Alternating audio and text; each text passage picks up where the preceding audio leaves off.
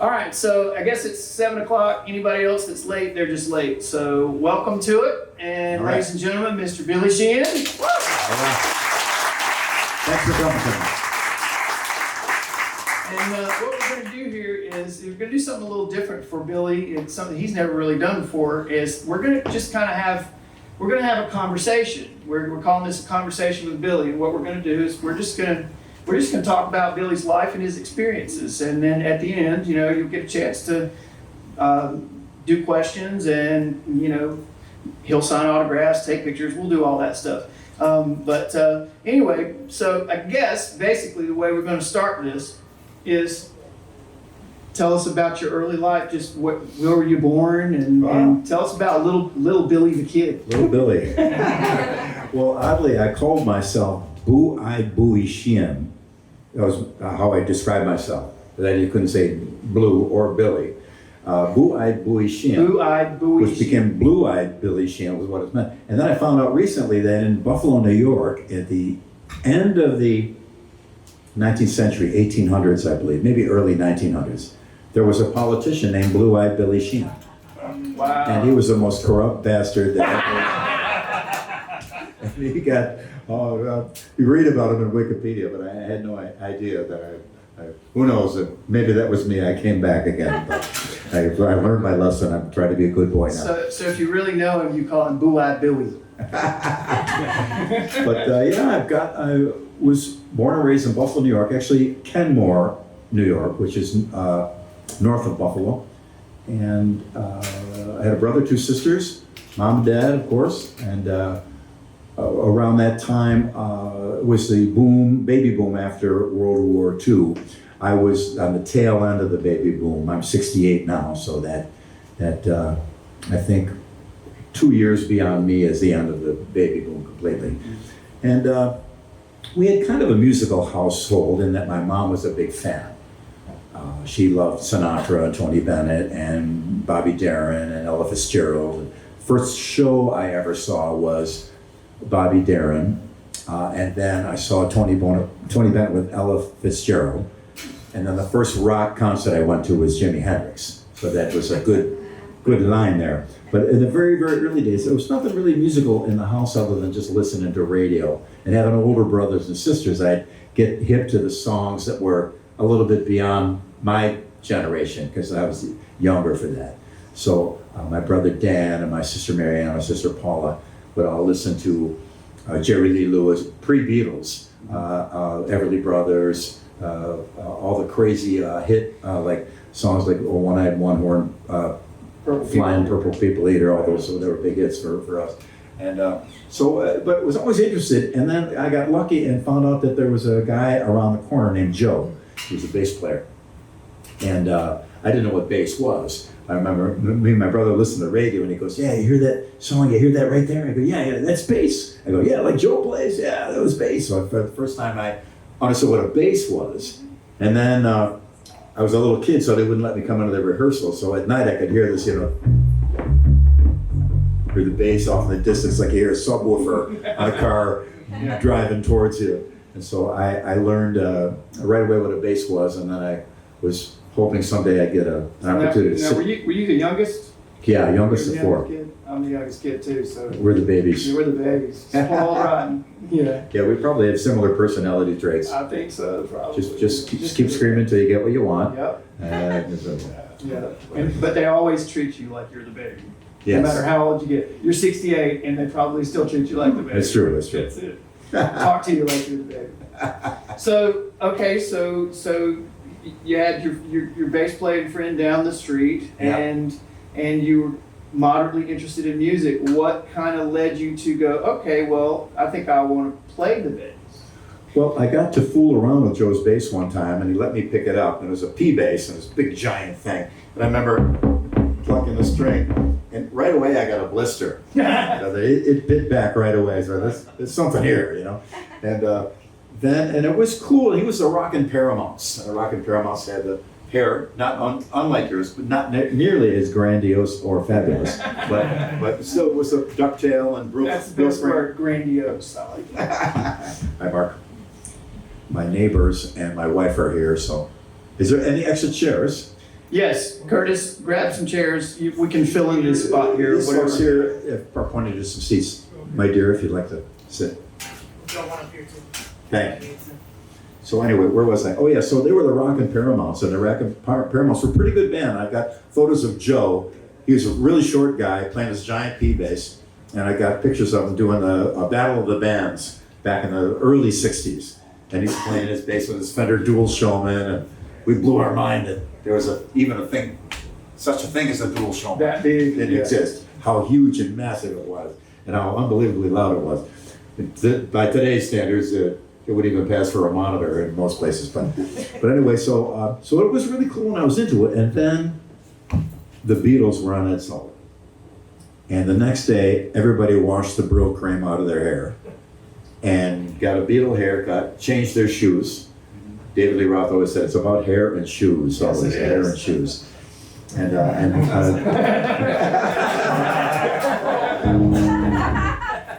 you're welcome.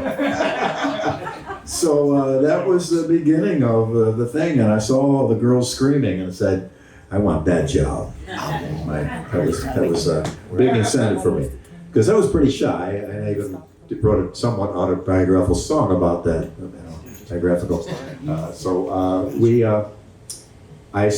My grandmother lived with us. My folks split up, and to make ends meet, our grandmother moved in, and she was a hard-working lady, and she said, pretty much from the get-go, there'll never be an electric guitar in this house as long as I'm alive. Uh-oh. So we had a little acoustic guitar we could plunk on, but I thought, oh, my dreams are shattered. So sadly, she had some health problems and passed on. And with the insurance money, I got my first electric bass. We put an RPM meter on her grave to see how fast she might be spinning it at given time. Sorry for your loss, but we're glad for our gain. No, but so I started, and the first single I bought was 8 Miles High by the Byrds. Then I got the Blues Magoos, and the Yardbirds were my big band, and that's where I got a lot of early stuff. Paul Samwell Smith.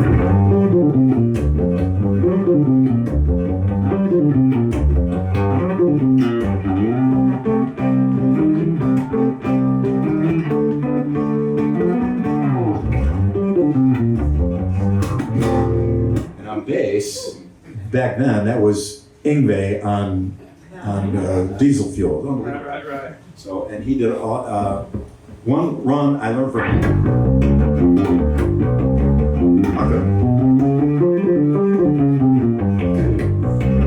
So, all the Paul Samwell Smith bass lines on an album called Having a Rave Up with the Yardbirds.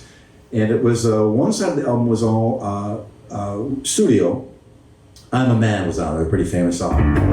We pretty women, sat in love.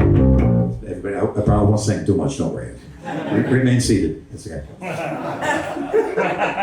And so, but the other side was a couple of their songs totally live in a club, going out of their minds. So the normal I'm a Man,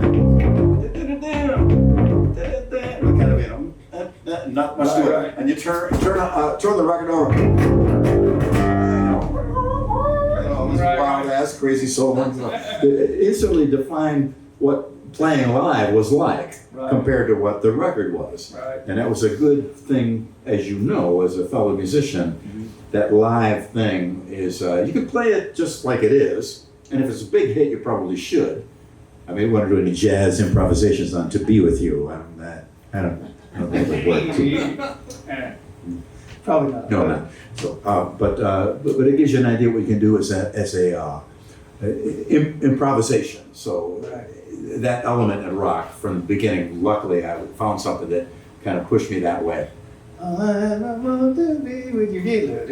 Now I'm hearing in my head though.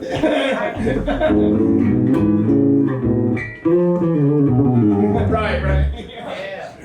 Eric's looking at you like, what the hell? Some things never change. So you started playing, and you immediately started with bass, or I had a guitar. You had a guitar, Was trying to play bass on it, and then I often forget about it. But my first bass actually wasn't that, which is my first real bass. I actually had a Hagstrom bass, which is a tiny little thing, and it was plasticky. And so For I the didn't. folks in the back.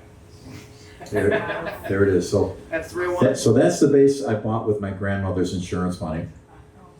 And I chiseled a hole in it and put an EBO pickup on it, because when I got the bass, if they didn't have it delivered at Art Coubert's music store, 910 Fillmore at Sycamore, Buffalo, New York. It was just a P bass, but he let me take a Gibson bass until the order came in. So I went home and played a Gibson bass, and that's what Paul Samuel Smith played. That's why I could get those tones out of that pickup that were super,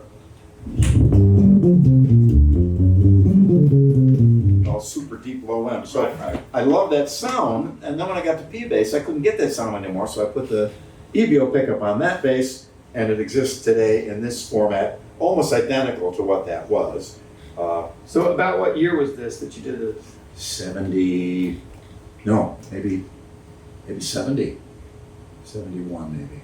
So, I mean, obviously, there's always going to be especially in most people's minds, playing-wise and everything, so there's a little bit of a line between you and Edward. And of course, Edward was, he built his own guitar, and for a lot of us, it was the first time we'd ever heard of anybody doing that. But you were doing that several years before. You were playing with stuff and putting holes in your guitars and changing it to make it sound the way you wanted to. Yeah, and well, again, my generation, we were tinkerers. We would buy a piece of gear, we'd have to open it up and look inside and poke around at it. That's why we void the warranty instantly. Oh yeah, every time. Instantly. No, and we never once had a warranty repair on anything. Right. So we'd have to open it up and look inside, and I didn't know how to wire the other pickup into the same output, so and it came with a wiring harness, so I just added it in next to it. And then I lost the tone control too. That was gone. But the tinkering thing that Ed so wonderfully did with his instruments was common in certain areas with certain people and uncommon elsewhere. So I remember Joe, my original inspiration.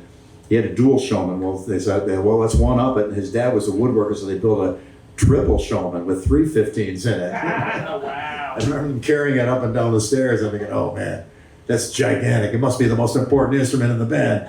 Not realizing that it's a guitar world and we just live in it, so. Not in your world, I'm sorry. But yeah, that experimental thing I think is cool. I saw Tim Bogert on the Beck Bogert and Appice album cover, another one of my biggest early influences, Vanilla Fudge. And he had a P bass with a telly neck, I thought. So I bought a telly bass, swapped necks, put the telly neck on there, and that neck is known for being a big fat baseball bat, big giant wide fat thing. And I love that much mass on the neck. So all these necks on all the Yamahas are modeled after that neck in particular. So it's the same dimensions. So I found out later it actually wasn't a P bass with a telly neck. I got the good fortune to meet Tim and talk with him about it, and told him, yeah, you're the reason why. Because you played that Telecaster. He goes, oh, it wasn't really a Telecaster. I guess Fender had just done a different headstock on a P bass for him or something, and that's how that came about. I forgot how I got on that subject. Maybe guide me back to No, we're just gonna go all. We're just gonna let it go. I don't think anybody minds at all, right? We're just gonna let it roll. Okay, so you got your bass and you're doing your thing, and when did you first start playing with other musicians and start playing bands? Well, in grammar school, we played a couple folk masses. Went to Blessed Sacrament Catholic School, and we played Michael row the boat on shore, and a couple things like that. Right. And that wasn't quite our thing, but it was our first chance to be like in front of people and actually playing, which is a big step. Sure. That's why when we do the master class here, I tell a lot of people that haven't played much, get out in front of people and play. It'll change everything. It'll form the curbs on the freeway of your adventure so much, and put you in the right place. So there was that, a couple other little things around high school. Then I started my very first band called Opus One. Still in high school. 11-piece horn band. Wow. Tenor, alto, bone, and trumpet. B3, drums, guitar, bass, 3 singers. So that's a lot of people to pay. That's a lot of folks. So we did our first gig at the Beef and Ale House in Buffalo, New York, and I made $7. Yeah. Cool. And we paid for the trailer too. Very cool. So that was And so you, all through high school and with just like the tail end of it. And the guys in the band it was a fortuitous congregation in that the drummer, Ted Reinhardt, if anybody's here's from Buffalo knows, he was like the #1 guy in Buffalo forever. He was just amazing. When Genesis came to town, Phil Collins came to see him play at a club, and he was one of the founding drummers for a band called Spyro Gyro, which is a jazz rock band. Just an amazing, sadly we lost him a few years back. The guitar player, Bruce Mikado, was just the guy in Buffalo. He was the main guy. Everybody looked up to Bruce, and he was an amazing player. Sadly, we lost him too. Sax player, Mike Migliore, I later went and played with several other bands with him. It was funny because I always say to people, be careful what you wish for because you might get it. And when I was with Mike, we were listening to Woody Herman and all these big bands. I forgot the names of a couple of them. Anyway, Buddy Rich Band, Maynard Ferguson, and that's what the bands he was into. And I was learning jazz and stuff like that with him, learning that. We had Blood, Sweat, and Tears from the horn band we had in Opus 1. And sure enough, he ended up playing with Buddy Rich, with Maynard Ferguson, Woody Herman, all the guys he wanted to be with forever. He played with them. And sadly, we lost him not that long ago. I think it was on a Winery Dogs tour that it happened. And I had his picture on my amp because he was one of the first guys I really played with. Right. And to lose him was very sad. And I posted a solo of him with Maynard Ferguson, Stella by Starlight, and the band pulls back, and Mike goes and blow your mind. He was just so brilliant, just an amazing sax player. So we were real lucky in that band. We had a lot of guys that later went on to do things, and were all just out of high school. So it's all of our first taste of performing in a band. We started playing the Redwood Lounge at 6 nights a week, and we had to go on the University of Buffalo and find people who looked like us and ask them if they'd sell us their draft card. Looking for a guy about my height with blue eyes and light brown hair, and we could buy his draft card. He says that he lost it, and he gets a new one, and then I got my fake ID. And that's how we did it. So otherwise, we couldn't have played in the club because we were underage. I think it might have been a felony. I'm not sure. That's rock and roll for you, though. So, An unconvicted felon I am. So.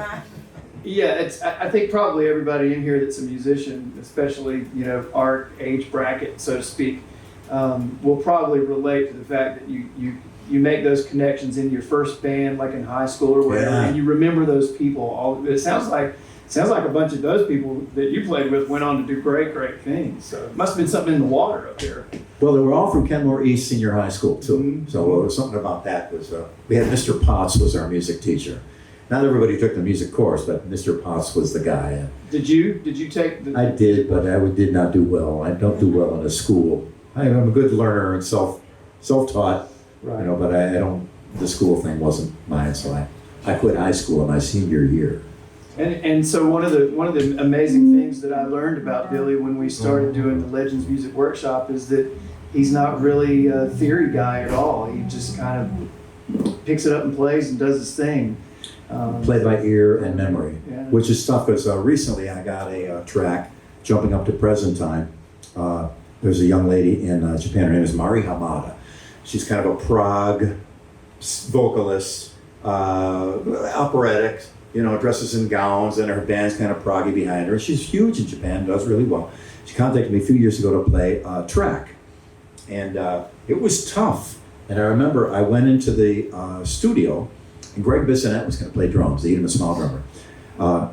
And I got to the studio, and Greg looks at me kind of funny. I go, "What's going on?" He goes, how did you do learning the track? And I go, "I think I got it, but man, it's a tough one. I had all these weird notes and stuff to try to remember." And Greg goes, "I had to hire a guy." Now, Greg is a grandmaster reader. He could read. He could put the phone, just spray dots on staff paper, and he could probably play. Right. He's unbelievable. And he had to hire a transcriptionist to come in and transcribe because he couldn't figure it out. So at one point in the song, I'm in the control room, we're laying the bass down, the part. This isn't it. I make it.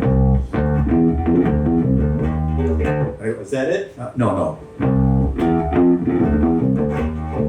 No. Is that? No. I go, finally, after about 10 days, I said, look, I'll lay it down and you just go into Pro Tools and move it the way it wants. I am not getting it at all. You know? Played on Freak Show Excess with Steve Vai. That was a bear to play. Right. This I'm not getting. That's great. So it was really tough. So and Greg Bissonette to record it at Henson Studio in LA, he had the walls covered with notation. And so as he's playing, I'm watching him look on the walls trying to remember the parts. So then in the interim, she was kind enough to invite me to Japan to play our 30-year anniversary at the Budokan. She's going to fly me in, put me up at a great hotel, and to get up and play 2 songs, pay me a very, very generous amount of money, and fly me home. I said, oh, that's great. Oh, wonderful, generous she was. So then she came with 2 more songs after that recently. I'm thinking, uh-oh. Did you have to play that song while you were there? No. Oh, okay. No way. Yeah, well, maybe for that money I would have. It didn't pay very well. But I would have figured a way to fake it out. But so she sent this track. And I played it for a couple of friends of mine here and there. The first track came in, I thought, it's difficult, but I can do it. The next one was the toughest thing I ever recorded in my life. Unbelievable. It was all done on a low tune bass, B-E-A-D. So to play, you know, on the lowest note cleanly is a bear to do. But it wasn't just it was Woody Woodpecker. It was all done on MIDI keyboard, so no bass player actually played it, but here, you got to do it. So somehow with my Now you know how the rest of us feel trying to play Shy Boy. We finally got through it, but man, that was a bear. It took us about 2 or 3 days to record it. Wow. It's only about 4 minutes on too. Anyway, I digest. I digress. I digest. Yes. Okay, trying to figure out where I was now. That was so cool. Okay, so you're playing in your bands, and you get out of high school, and when did you really first start going into kind of more of the rock thing? You said that you were kind of in a big band in jazz and that kind of stuff. But when did you really start saying, you know, when did you get to the point where I saw that picture with the platform shoes and all that? There was a moment. Yeah. This band in high school was there's a local band called the Tweeds, and they had a local hit in Buffalo called "The Thing of the Past," just a little ballad thing. And the guy was in Kenmore East High School too. He was the guy who did the song. His name was Dave. And so they came to me one time and they said, well, you know, our bass player needs an amp. Can we borrow your amp? I go, nah, I can't borrow it. I go, well, can you play? And I go, I'm kind of more into the jazz thing. And he goes, well, you know, maybe just do the show with us and see how you feel. So I learned the songs. I think there was I forgot what, some Beatles songs, Brown Eyed Girl by Van Morrison, and a bunch of typical set lists at the time. Went out and did a show at the Keenan Youth Center in Lockport, New York. And got up there to play, and it was jammed with thousands of people. It was like crazy. And they're cheering and roaring. And I'm thinking, I only got in this just to get enough money to buy a PA system for my little jazz band. Maybe not. You like that sound, didn't you? It was unbelievable. So we got down, and I go, well, I'll do a few more gigs if you want. And then sure enough, we started doing gigs, and there was money coming in, and I thought, this is pretty cool. So I joined the band, the Tweeds, in their final incarnation. And that broke up, and that became Talus, Okay. my Buffalo, New York band. Yeah. Everybody knows about Talus, right? Absolutely. So tell us a little bit about the early days of the development of Talus and the rock scene and that kind of stuff. There was about, the most recent one, we're calling it version 2, but it's not. It's actually about version 9. There were about 9 versions of Talus. The first one started out with the drummer named Mike. Me and the guitar player Dave from the Tweeds, Mike Piccolo on drums. Then he left and we got Brian Brothman. And then he left and we got Rocco Oliverio, who had a short leg.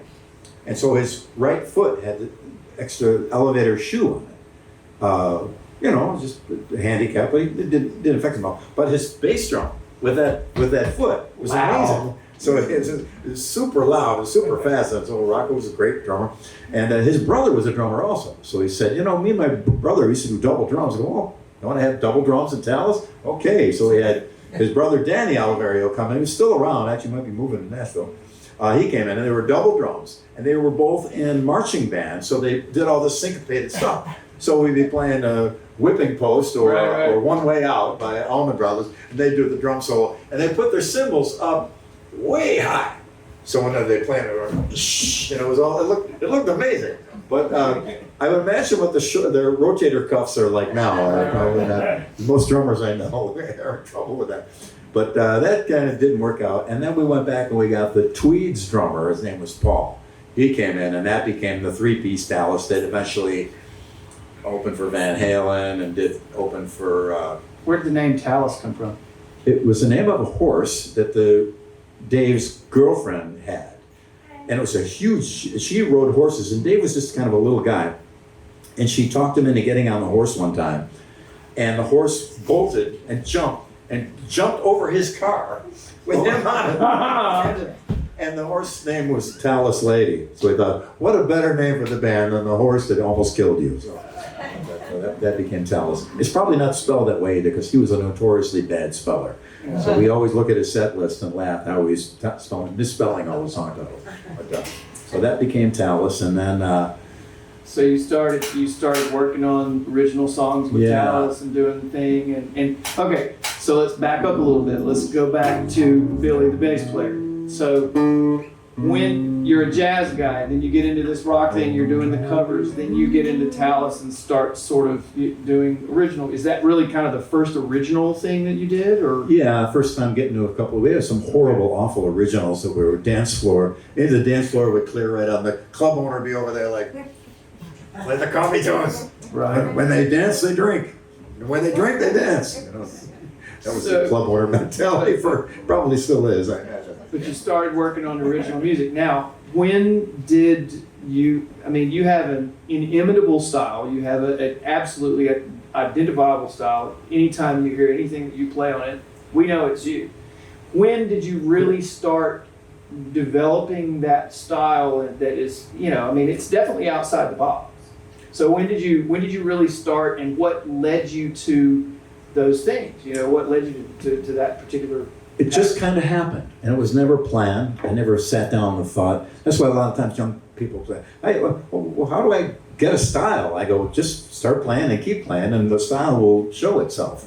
Oh, what about my tone? It'll happen. These things, just gotta let them grow. And back in the day, because now there's a million magazines and YouTube things, it's unfortunate for a lot of players. They don't kind of get left alone to do their thing on their own and develop and grow by themselves. I feel, anyway. It may not be the case, but it's just the old man's opinion here.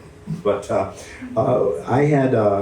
we were in a three-piece band. We had to do songs that had a lot more in them than guitar, bass, drums. We all sang. We did Crosby, Stills and Nash, Three Dog Night, Grand Funk Railroad, all the heavy singing harmony songs all the time. But we do Carry On Wayward Son.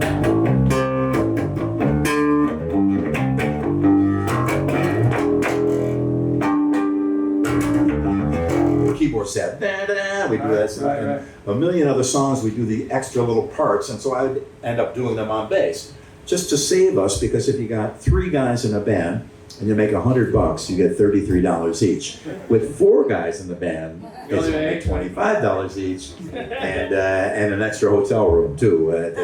So it was a cheap ass way to get about walking through that. But it was just by playing copy tunes and figuring out how to make those songs work with much less instrumentation. One of the most difficult ones we did, White Punks on Dope by the Toot.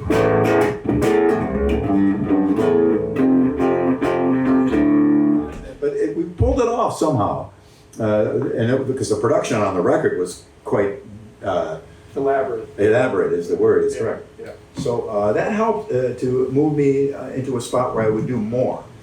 And then I remember the tone thing too, with a double amp and a mix of clean and distortion on and off, and the low end always present. The guitar player would take a solo and there would be no hole. You know, and I remember he went out to jam with somebody one time, and he goes, man, the moment I took a solo and stopped playing chords, it felt like you could drive a truck, you know, through the hole in the band, where I was always trying to do extra, you know, always play like octaves instead of just a single note. And really tight with the drummer or bass drummer. Just do extra things that would imply and spell out the chord for the guitar player when he's soloing. So he would have some basis to his solo. As you know, if you know the chord structure and you're soloing, it makes complete sense. If you don't hear that chord structure, sometimes those solos don't always spell it out. So I was trying to spell it out. So that was a way for me to. So did you like, you know, okay, I'm just picturing you, and you know, you're this young guy who's kind of trying to figure stuff out and make his way with his band, right? And your guitar player is complaining, man, I took a solo and the bottom dropped out. And did you just kind of look and go, well, you know, if I got a distorted amp in that, and you go to a music store and say, well, okay, I'm going to get this, and you know, I mean, it just led itself by necessity, and you know, I mean, what do you remember when you actually thought that and said, you know, if I do this, I can cover that spot? I mean, you know, that's an interesting thing as far as musician. I'm not sure which came first, the chicken or the egg there, but nevertheless, you know, we'd be doing the My Generation medley album.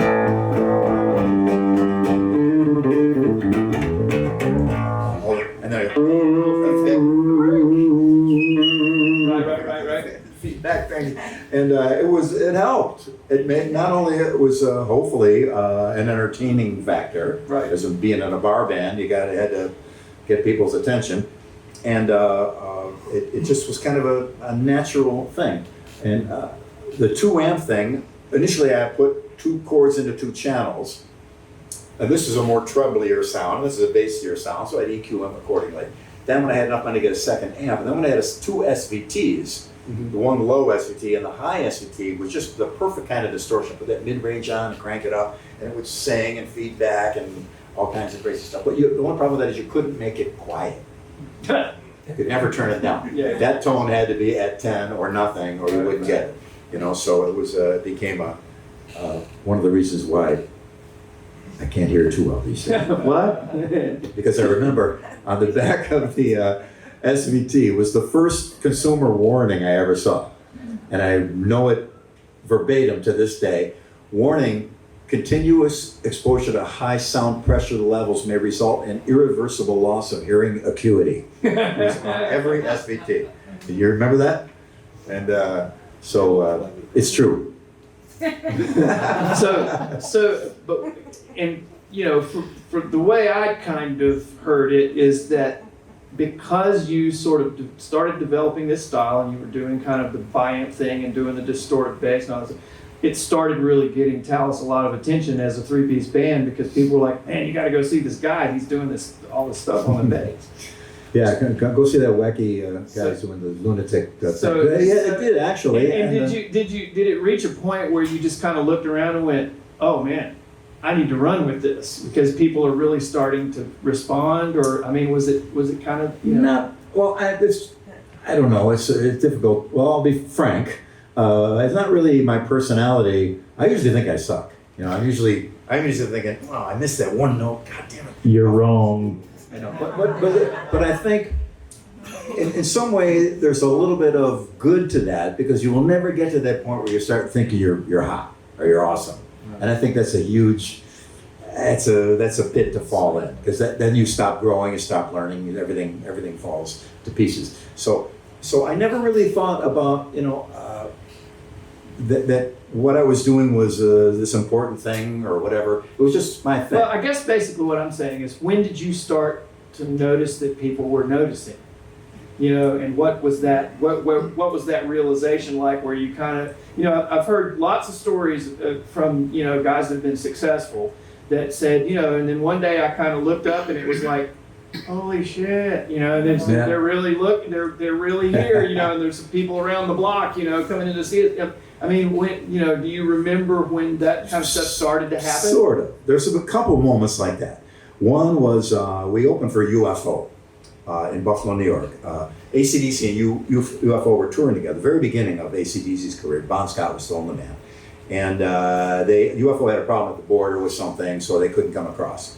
So AC/DC played Alone, and the promoter at the time knew that the UFO alone wasn't going to draw, so he put us on because we're the big draw locally. We're the local hot band, and so we did the show with UFO. And a couple months later, we get a call from Peter Mensch, who later on went on to manage Metallica, was managing Michael Schenker, and Michael quit the band. And they called me to come play bass with Michael. And I thought, me? Wow. So I got flown to London, rehearsed. The drummer was Danny Carmassi from Montrose, Rock Candy, amazing, iconic drummer. And, we played all these Montrose songs in Dallas. So I said, I could play him right away. I knew all the songs that he could play. And we got along famously. But Can you imagine Billy going to London with Michael Schenker and Denny Carmassi, and Billy Sheehan is actually the new guy, and they're kind of going, "Who's this guy?" I bet they didn't say that for long. It was cool, but unfortunately at the time Michael was in a really bad state, and he kind of fell apart in an emotional situation for the guy. He's a good guy and a great player, but it just wasn't in the cards, so we ended up not doing it. But having done that, it was like, maybe I have some worth or value Right. to somebody. So I almost allowed myself to think that for a microsecond. So what was the and I want to keep going back a little bit because I'm kind of interested in, I'm interested in the things that we really don't know, and okay, so you're playing in Tallis, and you started playing in clubs, and did you start doing, we've all heard like the Van Halen stories about how the backyard parties and 1,200 people would show up and that kind of stuff.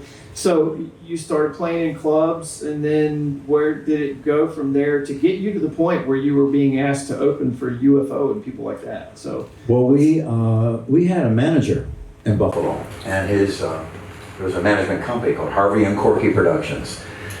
These two guys, Harvey and Corky, and they were the promoters. They'd bring in all the big bands, and whenever they needed an opening spot, they'd put Tallis on. And so since they were the biggest guys in the music business in Buffalo, they by default became our managers. And so eventually we started playing on a much wider area, because back in the day we could drive down to New York City, drive to Boston, go to Quebec, Toronto, Detroit, Cleveland, Pittsburgh, Baltimore, and start spreading out more and more and more, and just playing clubs. And so the reputation started to really build and grow up. So at one point our manager wanted us to showcase for Clive Davis. So we went to New York City with our little originals, and it was 4 chairs in a room, four times the size of this stage. We're up on stage. It was Clive Davis, another guy, and another guy, 3 suits. And no pressure. So okay, do your set. So we got up there and played our set, and they loved it. But one of the first things that happened is like, hey, the band sounds great live. We want to hear some songs. So we get in the studio, play a couple songs, send them down. Hey, these songs are great. So how's the band live?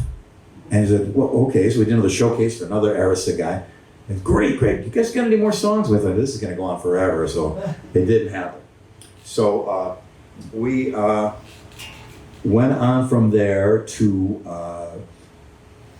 have one of our little demos go out, and our manager sent it to Premier Talent, which was the booking agent that did everybody, The Who and Van Halen and the Stones and everybody. Barbara Skydell was the name of the agent. She got the thing. Unknown to us, she sent it to Van Halen for their, they needed an opening band for their end of their Women and Children First tour, 1980 Invasion. And the guy pulled up in my driveway to drive me to the gig, and he's got a bottle of champagne. Now we just showcased for Arista. There was an Aerosmith show coming up that we might open for. And I said, what's the champagne for? We get the Arista deal. He goes, no. I go, we get the Aerosmith show? No. He looks at me and goes, we're opening for Van Halen. What? I didn't even know we were up for it. I had no idea. So they sent them the cassette, and Eddie listened to it and liked it, and that was it. So we got the 1980 gig. But I got to mention now that the Harvey of Harvey and Corky was Harvey Weinstein. And yes, that Harvey Weinstein was currently incarcerated in a facility for people of such ilk. Anyway, but I'm proud to say that I left on very bad terms with Harvey. Good. He hated me.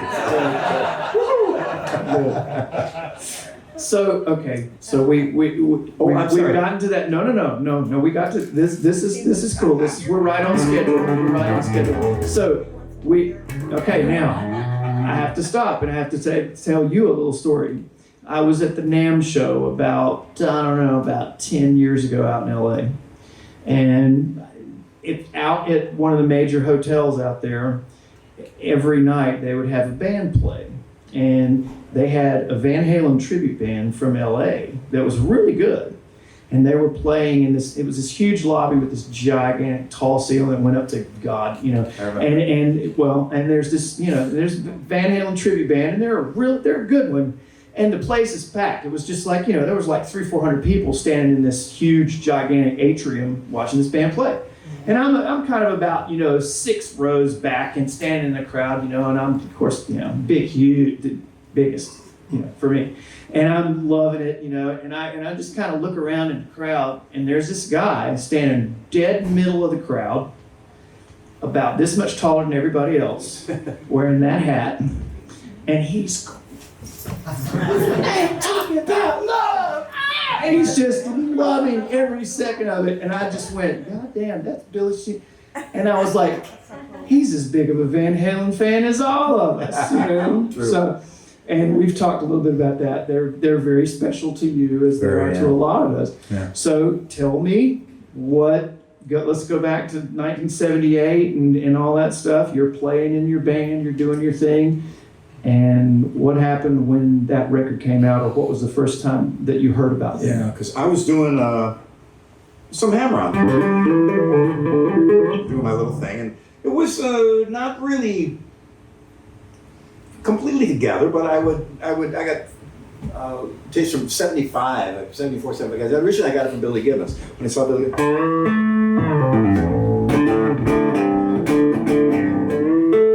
whoa! Yeah. Touched the neck and a Nokia. Unbelievable. Yeah. So did you see that? Beer Drinkers and Hellraisers in 1971, and he did that, and at the very end of the song, you can hear him doing that. And I think that's the first rock guy that anybody ever heard actually do it. Actually, it was Steve Hackett on Attack of the Giant Hogweed. Okay. Now, see if it doesn't sound familiar to you. Here's how his hammer-on went.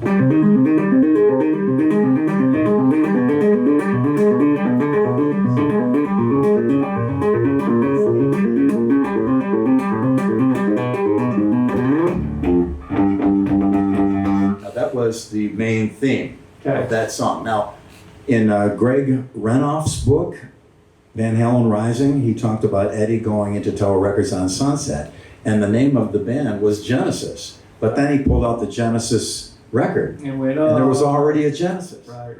So they had to go back and think of a new one. I don't know. Maybe he bought the record. You're right. Because he heard that. And no one ever, I don't know of anyone to make that connection before, but it was interesting. But when that came out, though, when the 78, when that first eruption first came out, I'm doing my little dinky little hammer-ons, and then I heard that, and I go, oh man, well, there goes my shtick. I just got my ass kicked. I had something. So I was bummed out but happy because I love the band so much. I just love Van Halen completely. And and then when we got the tour, come on, forget it, was unreal. We're so happy. So first day of the tour, they're a West Coast band. There's no way we didn't play in the West Coast ever. And we're in the dressing room. It was an L-shaped dressing room. I'm sitting on a table. The door is there with a hallway. You can't see the door from the rest, and the rest of the band is in the room. And we're sitting there talking, waiting to go on stage and everything. The door opens up, and it's Eddie. And he walks in. And later on, they told me, you should have seen the look on your face. So I'm just like, what do I say? Well, don't blow it, don't say something stupid. Just think in your mind, don't say something stupid. And he walked in. First thing he said, which one of you guys is Billy Sheehan? Oh.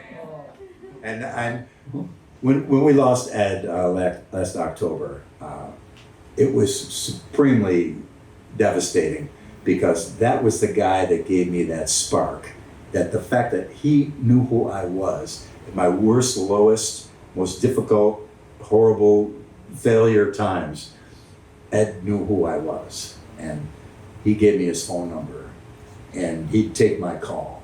So it was a long time from then before I ever got to a point where I had any kind of real success in my mind.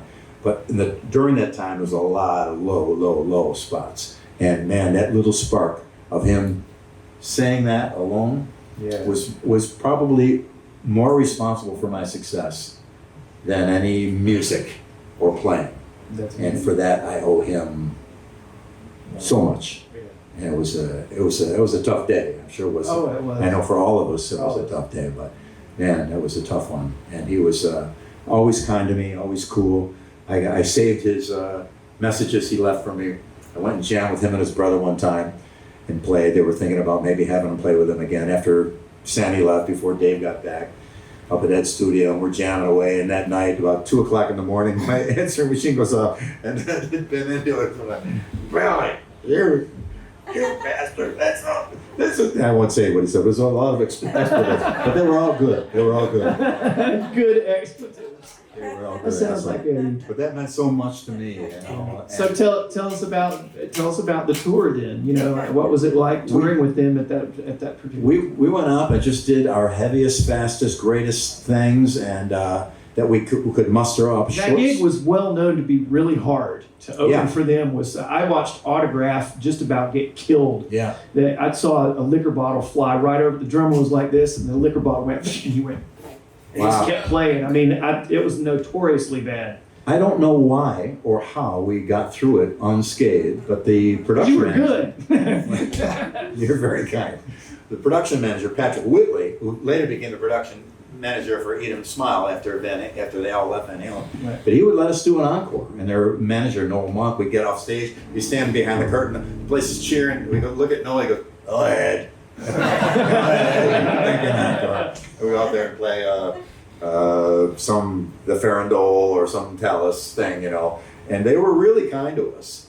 But it was great to understand that the Van Halen was like a military operation. It really was that tight. One day, you cannot be on any aspect or up near the stage at all while Van Halen's playing, period. Now, there's a reason for that. It's not like egotistical, but you're going to stand there, and at the one moment that the guy's got to rush down quick, get a guitar thing for Eddie, you'll be in the way, and you screw it up, and the whole show goes to hell. So there's a reason for it. It isn't just ego thing, like the brown M&Ms. There was a reason for it. It was designed to see are they reading the writer, or are they just throwing their stuff up there? That was brilliant. And I was with them in Rochester, New York, when they found a brown M&M. The manager comes in, grabs her, storms out of the place. All hell broke loose. But so there was a reason for that. So one day, one of our crew guys, his name was Chin, wasn't Chinese, but he had a chin that was giant. So we called him Chin. And it was Chin. He was a wonderful guy. And while he's watching the band, and he put his foot on the stair that goes up to the stage. We almost got tossed off. Wow. Just because don't do that. And it wasn't never the band, but they're peripheral guys on. Don't ever put your foot in. You know, so we learned right away that they were. But as a result, we did about 30 shows with them. The worst show they did was Only Spectacular. I mean, at their worst. 1980, Women and Children First. They were at peak Van Halen powers right then. Mind-blowing. That was really it, you know. And the opening of the show, they did Romeo's Delight. And they look out.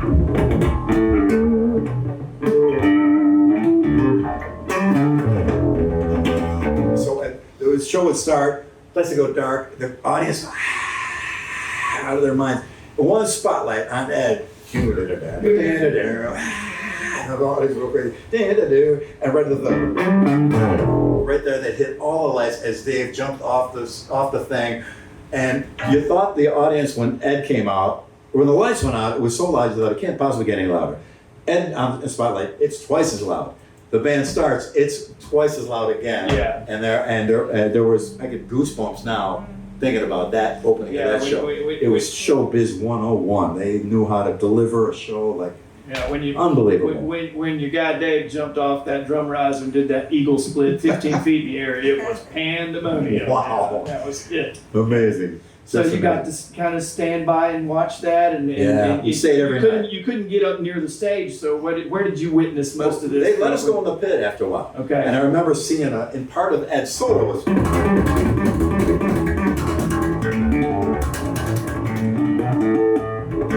was part of the solo, which later became Mean Street. Mean Street's intro to the next album. Yeah. So I remember I'm hearing him go. I'm thinking.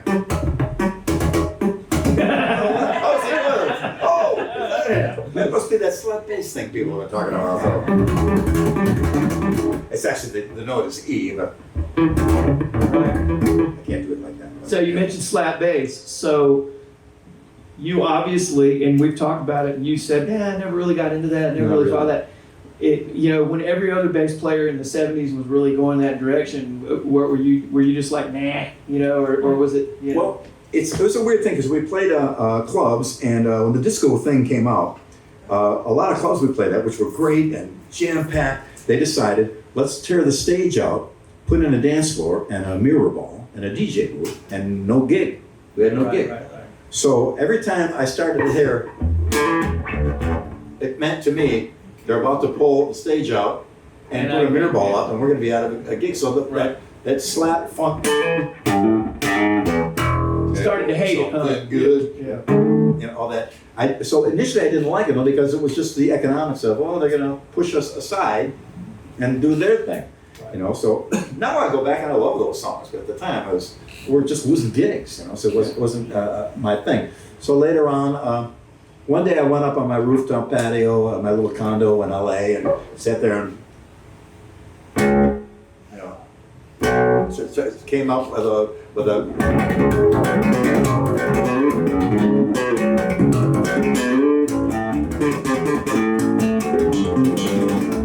So I got a couple.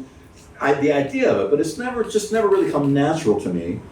And there's so many guys that do it so great. Why intrude on their fabulous territory? So I still work at it and try it. I'm always trying something new, but it was never actually my thing. So you got funk slapped through Eddie Van Halen, actually. It's a neat place to get it. Okay, so you do this 1980 tour, and then Talus keeps playing, and you were still sloughing it out, and all of a sudden, and then as we all know, as we all know, there suddenly was an implosion. There was a disturbance in the force, and Van Halen started to implode, and Dave does his solo album, and unbeknownst to the rest of us, there was a whole lot of tumult. We thought they were all hanging. We thought they were all still great, Buds, loving each other, and party all that together. Stuff. In 1980, I actually remember going to the 1984 tour, and I'd seen him a couple of tours before that, and I remember going to the 1984 tour and kind of going, something's wrong. Something's kind of wrong, because Eddie looked really unhappy. He just was like not really doing anything. He'd go up and look at his brother, but he was just not, and there was a whole lot of weird, it just had a vibe, and I was kind of like, So then when I found out later on, he's quit the band, it kind of was almost like, it kind of made sense. Yeah. I don't know. I kind of remember feeling that way. Mm-hmm. So he leaves the band, and then just, take us through the series of events that led you to that. Well, as I said, I stayed in touch with Eddie. I spoke with Dave a few times when we toured with him, but never hanging. When Eddie would hang, So in the meantime, after that tour, we went to see Van Halen a few other times. And at one point, they played in Buffalo. We went out to see him, the whole Talus band. And we're in the hotel bar, and Ed says, "You want to come up? I got some demos to play for you." Up to his room. So I went up there. We got piles of cassettes all over the place. And we start talking, and he said to me, "What would you do if I asked you to join Van Halen?" And I said, "I'd get on the first plane to Los Angeles. I'll leave now." Right. And then he shook my hand. And I thought, wow, could this be? So I'm still spinning at the idea of it. And then they played in Toronto a few weeks later. I went up there, and I saw Dave, and I don't normally speak with him. And Dave said, "Hey, I heard you had a talk with Eddie, and when the tour is over, we'll be in touch." And my head exploded. This is my total dream of my life. I love Michael, and I love the band as is. I hate seeing anybody change members, but Van Halen was my band. I love that band so much, and to have that there. So we played a show in Buffalo, on the next tour, and they all came out to see us. And it was a place called Uncle Sam's. And in the back of the room was another bar with encased in glass. You could sit there and watch the band in quiet. And Dave and Eddie sat and watched the whole show like this. And no pressure. You know, Yeah. Clive Davis was a piece of cake compared to that. Right. We played, and then right after that was when that initially happened. And so their tour ended. I had Ed's phone number, but you know, you don't always like to, hey, hello, hey, is he there? You know, you want to be careful how many times you call and bother someone. So finally, I hadn't heard from him, so I called him, and I actually got his mother, and he had moved out. I think he married Valerie, and she gave me his number, and I called him, and he said, you know, it's probably not the right time to do it, but you know, maybe some other time. And I just thanked him profusely for even the idea of thinking it. Like I said, that was that little spark that helped me so much, and went on about my business. Didn't think about it much anymore. Broke my heart, but in many tiny little small pieces. Do you remember what time around what year this was? What time 83. So dive down tour going into the 84 thing. Exactly. Right before the album came out. And then I went to see him in 1984 on that tour, and that was that. And that was the end of it. And I'm struggling with Talus. The original two guys quit. I put a new band together, the version 2 Talus. We got a new record coming out soon. Mark Miller on drums, amazing. And Phil Nero, sadly we lost him recently, the singer for that, great singer. And we were just about to go on a tour. We had a run of good luck. William Morris Agency called us. They want to put us on tour opening for Yngwie's first tour. So cool. And then we got a call from Danny Goldberg or Goldman? Danny Goldman, I think. He was later managed Nirvana. He had a record company called Gold Mountain Records. They wanted to sign us. Same week. Unbelievable. Same week, a phone call comes in. Strange phone call. It's Dave's office, David Lee Roth's office, saying he's doing a movie and he wants me to be in the movie. What? And so I said, okay, well, we just happen to be going out to LA to start this Yngwie tour. So I got a day off, so we'll have a meeting. Okay, so I get there and they contact me. They send a guy over to pick me up, drive me out to Dave's house. We go there and there he is. Unbelievable. I'm in Dave's house. Holy cow. And mind blowing. What kind of house was that? I want to know. Well, on the street, Orange Boulevard, as you drive into Pasadena, there's an exit for Orange. And as you turn on it, there's a huge home that's for the Rose Bowl. It's the headquarters of the Rose Bowl, Right. facing the street. Down and make a right, there's that same house, and that's Dave's house. But it's in a different kind of property, the same angle, but built by the same guys. Huge, old money, giant mansion, and you know. So I'm my mind's blown. I can't even think straight. Yeah. So he goes, yeah, well, we're doing a movie. He goes, but you know, that's not really why I called you. And I go, really, what? Oh, I left an important part out. When I got to LA, first thing I did was I called Ed, and I didn't know Dave had quit the band. And I said, Ed, we're playing LA. Maybe you want to come to the show? He goes, I'm pretty busy right now. I said, okay, that's cool. I just want to let you know. And Dave called me and he goes, what? Dave called you? I didn't know anything. Dave called you. He goes, yeah, I guess he's doing some kind of movie. He wants me to, what? Well, I'm having a meeting with him tomorrow. Really? You're kidding? He goes, as soon as the meeting's done, call me back. We think he's going to pull an Ozzy Osbourne, meaning leave, get a bunch of players like Ozzy Osbourne left Black Sabbath. So I thought, now suddenly I'm in the middle of a controversy thing. That's not where I ever wanted to be. So I went ahead to the meeting with Dave, and I had to decide after the meeting, do I call Ed and tell him and screw up the thing with Dave, or do I keep my mouth shut and screw up the thing with Ed? So We know what you did. a bird in the hand, or one in the bush. So I took the bird in the hand, and that was, I didn't speak with Ed till many years later, and Dave just said, I want to start a band. Let's find a guitar player and drummer, and we'll put a band together. And there's also going to be a movie. The whole Even the Smile record was supposed to be a soundtrack for the movie. You know, Going Crazy from the Heat. It was all part of the movie soundtrack. So that was that. And we got original guitarist was Steve Stevens that Dave was looking at. And Steve was busy with Billy Idol. And would have been great. Steve's an amazing player. But I told Dave, I know another Steve. You know, another guy. Because Steve was on the same label as Talus, same subsidiary. And so we had Steve in, and then Dave sent Steve and I out in the jungle to track down the greatest drummer we could find. And we went out there and found Greg Bissonette, and that was that. I just had a dinner with them when I was in LA with Steve and Greg. And sadly, our keyboard player Brett Toggle is not doing well with some medical condition, so he couldn't be there. But we're so like brothers together.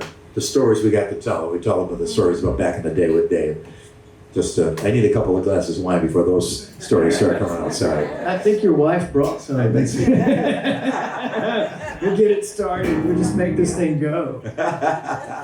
So that was that's how it went down. And so what did Steve Weiss? Did you call Steve?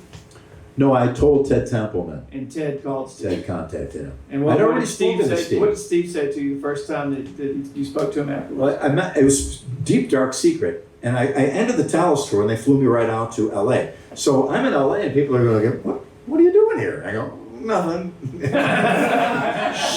You couldn't tell. And Dave said, rule. No wives or girlfriends can know, no anybody, nothing. Nobody can know anything about anything we do, where we rehearse, nothing. No information about anything goes anywhere. It was wise to do that, because once rumors start leaking out, they get spread around. But Dave knows what he's talking about. So I remember seeing Steve at the Rainbow one night. I go, Steve, there's a gig coming up that you might be. I'll tell you about it at some point. He goes, I think I know what you're talking about. So we kind of both knew, but we didn't know. But So you couldn't talk about it. we would have both been fired, and that would have been, God knows how that would have turned out. But so sure enough, Ted Templeman got in touch with Steve, and he came in. He was perfect, sense of humor, Frank Zappa, and plus it's just an amazing player. And we started in Dave's basement, where Van Halen practiced all the time. Matter of fact, there's a whole bunch of old gear of Eddie's, like a bunch of old 12-inch Marshall speakers and broken pieces and stuff. But one time I was almost stupid enough to say, hey Dave, I'm going to get rid of this stuff for you. Thank God I didn't open my Just big go mouth. over there and like rub on it a little bit. It's a mojo on So it. you got in the basement. Now, did you and Steve get together by yourself before you? No, we got just Greg? came in and we were group. So you didn't actually play a note together until you got Greg too. No, we played together with another drummer, Chris Frazier. Okay. Chris Frazier, now a local Nashville guy, great drummer. Okay. He was playing with Steve, so Steve brought him in to play drums. For some reason, Dave didn't warm up to him. I don't know why, because Chris is great. I love his playing. Dave wanted somebody else. Maybe because Steve had a connection with him already. Dave wanted a fresh guy in there. Right. Who knows what it is. Oh, brand new thing. Yeah. So you get in the basement and tell us just a little bit about the process of how did you make that band work? Most important element was the hang. And at the US Festival a few years earlier, they had all this leftover beer in Dave's guest house garage. And it's in Pasadena, where it gets over 100 degrees about 20 times a year. So this beer was long since skunk. It had past its expiration date. But we'd be sitting around in Dave's basement and talking and joking and laughing, and Greg telling stories about being with Manny Ferguson, Frank Zappa stories from Steve, club stories from me and Dave. We're talking and laughing, and they send the crew guys out bringing a bunch of skunk beer. We drink the skunk beer and tell stories. And that was kind of really the thing that made the band work, in my humble opinion. The fact that we hung out and we had a blast. We go Dave out. too. Just hang. Yeah. No, there was no hierarchy. He hung with us, and we go out to Hollywood, the Rainbow or the Troubadour, and hang out. We get a spot in the bar, and the bodyguard would be there because Dave at the time was the biggest rock star in the world. People would be, trying to come around. He was always cool with people, but he knew, we were trying to hang, and we had just the greatest time. So much fun, hilarious. Shenanigans and everything, so it was really cool. So that was really a big part. But then when we got into the basement, we'd sit down and Steve, what do you got? How about this? And I put a little bass thing to it, and he had that elephant gun thing. And okay, while he's doing that kind of bass line, I said, I'll just. And then we learned a couple other changes, and Dave came downstairs, says he'd be upstairs listening. Goes, oh, that's great. Think of a chorus. Then we did the chorus part. Okay, it's a good chorus. Come up with a bridge. All right, go. And he come down. Okay, we got to string the pieces together. Okay. So then and then Steve did this weird lick, like Impossible Steve Vai, like. He go, and it was gonna be a breakdown. I'll play this lick here. He goes. Oh, that's great, Billy. You double it. Okay. So when for Dave to go upstairs, what the hell is that? So it was completely different from how I would play a hammer-on lick.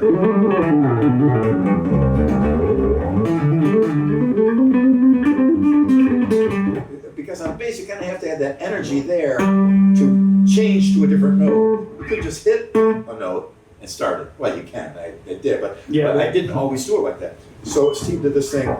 This. I remember now.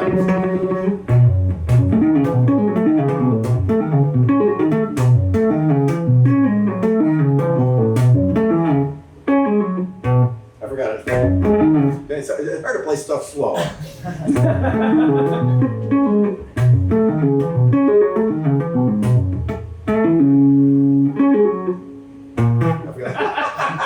That's great. I hope you got this. He's human. Could you He's human.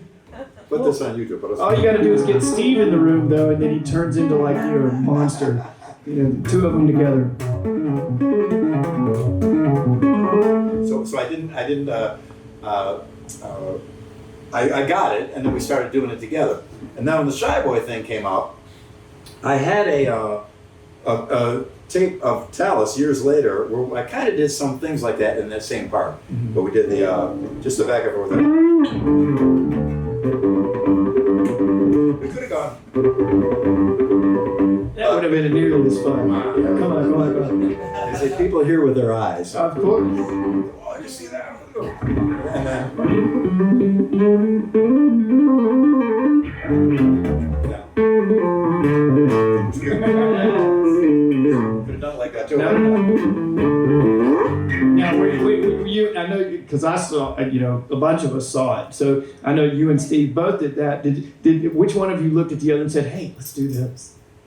Do you remember? Well, that the licks in that position, I'm not sure. I mean, the lick is one thing, but to put. I mean, you guys put on the most amazing show for Wheatley guitar stuff and stuff, that kind of thing. It was the absolute pinnacle of it all. I mean, I went to that tour And saw it, and I went to see Steve. Okay, I went to see Steve. Oh my God, Steve Vai was playing with David Lee Roth, and I had seen, you know, I knew him from Zappa, and then he was in Crossroads, and it was just like he did such a good job. He was the perfect Devil's guitar player ever. He was just Oh yeah, he was great. He was just great, and then oh my God, you know, he's in Dave's band, and I went to see Steve, and I stood in front of you all night and went, God, I've never seen anybody play bass like that before.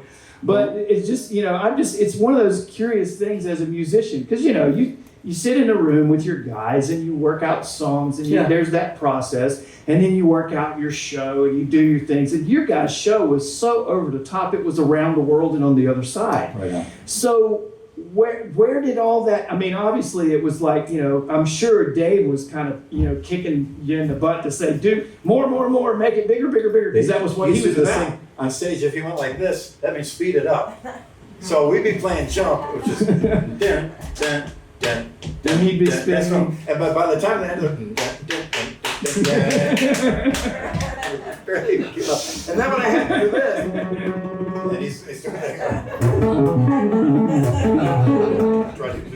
trying to get that stuff in there. But you know, in other words, you're in the basement and you're drinking the skunk beer. But where are you guys? I mean, where the mindset? You know, where did you and Steve just look at each other and go, "Oh shit, we can both do this, so let's," you know? I mean, Yeah, we thought it was open-minded. Why not make it an entertaining thing? And I got to credit Dave because we first started the tour. I didn't have a spot for my bass solo. I come out and people do my bass solo. Yay, I get done. And then a little while later, Steve guitar solo. Yay, and about 3 shows in, Dave goes, "You guys, it's not working. It's not working for me." We thought he was going to axe the solos. We're like, wow. No, it's got to be like a tractor pull. It's got to be like a tractor pull. That's the word he used. And you got to be like a tractor pull. So, you know, you got to, Steve, you start playing, Billy, you push him aside and you play, and Steve, you knock him over and then you chase it, and then it was all Dave's idea completely. So the first couple times it happened, people, you know, we couldn't believe it. Steve's out there, walks out there, totally, you know, king of the master of the universe, master guitar. And I come up behind him, stop and push him aside, and then And Steve's over there all pissed off, and he comes and pushes me and does the thing. But it was all Dave's choreography. And then we're chasing each other on the stage back and forth. It was like Crossroads Part 2, and you were Eugene. And we were like, "Go, Billy!" That's the bad guy over there with the dark hair.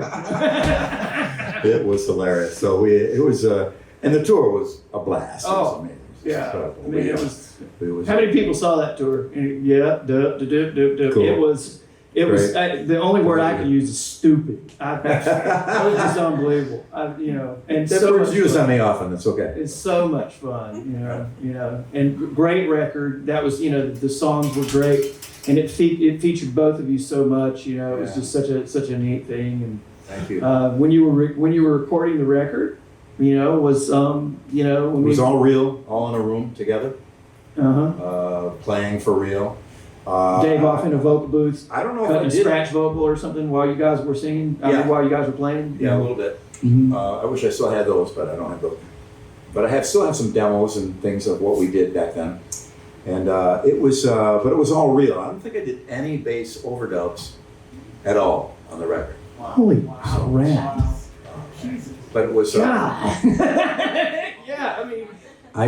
I could be wrong, but I don't remember, because I remember the scenario, and it was a big room at Fantasy Studios in San Francisco, where we eventually ended up doing the Mr. Big records.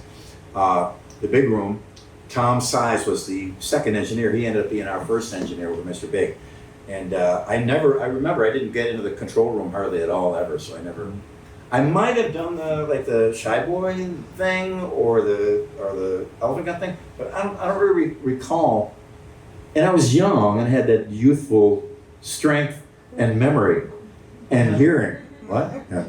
And so it all kind of fell together. And but we were so excited, and we're all at the top of our game, all the prime of our. Okay, so the record comes out. Obviously, it just shoots straight up, and the tour was just First, do you remember when the first night of the tour and what that was like? Because now you ain't the opening act anymore. You're the thing, So what was that to go from 1980 opening for those guys to now you're standing on stage next to that guy? Well, there's an interim step where we were rehearsing for the first time and all performing with gear. Because prior to that, we were in Dave's basement with amps and drums and just working out song parts. Then in the studio, as you know, it's quite different. So when we were finally in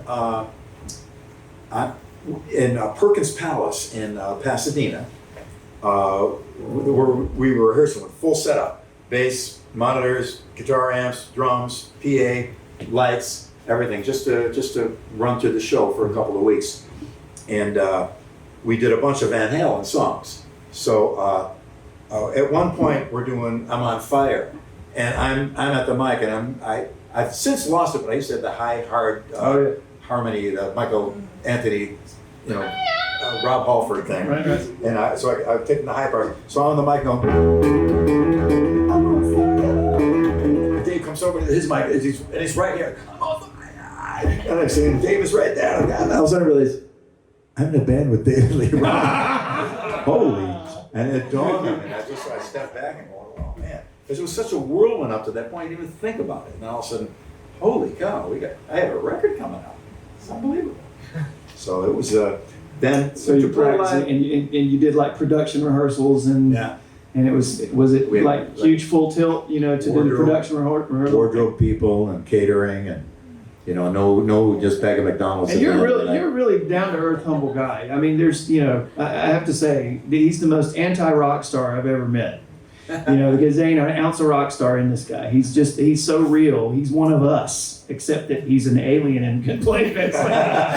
But so this guy from Buffalo, New York, that's struggled in the clubs and just done the working man thing. Because that's the thing that I love about you the most, is that you really were the working class musician who sloughed it out and and then you just got this golden ticket. No kidding. But you earned it obviously with your talent, but you got this golden ticket, and then all of a sudden you're standing there and you got wardrobe people saying, okay, we think you're gonna wear this and blah blah blah, and once you got, okay, you get there and you start, and the first night of the tour, the headline thing, and you're in the band with Dave, and then that sound is for you. Can you describe how that felt? Can you remember that? I'm sure you remember it. Yeah, it was mind blowing, and there were a couple of moments that were, your head would explode. We played Buffalo, New York, my hometown. Now I'm back home. I made it. I went out to LA. What everyone was struggling for. You had it. But Willy Wonka opened the Golden chocolate ticket. bar, and there was that golden ticket. So I'm in my hotel, and they slide under the door.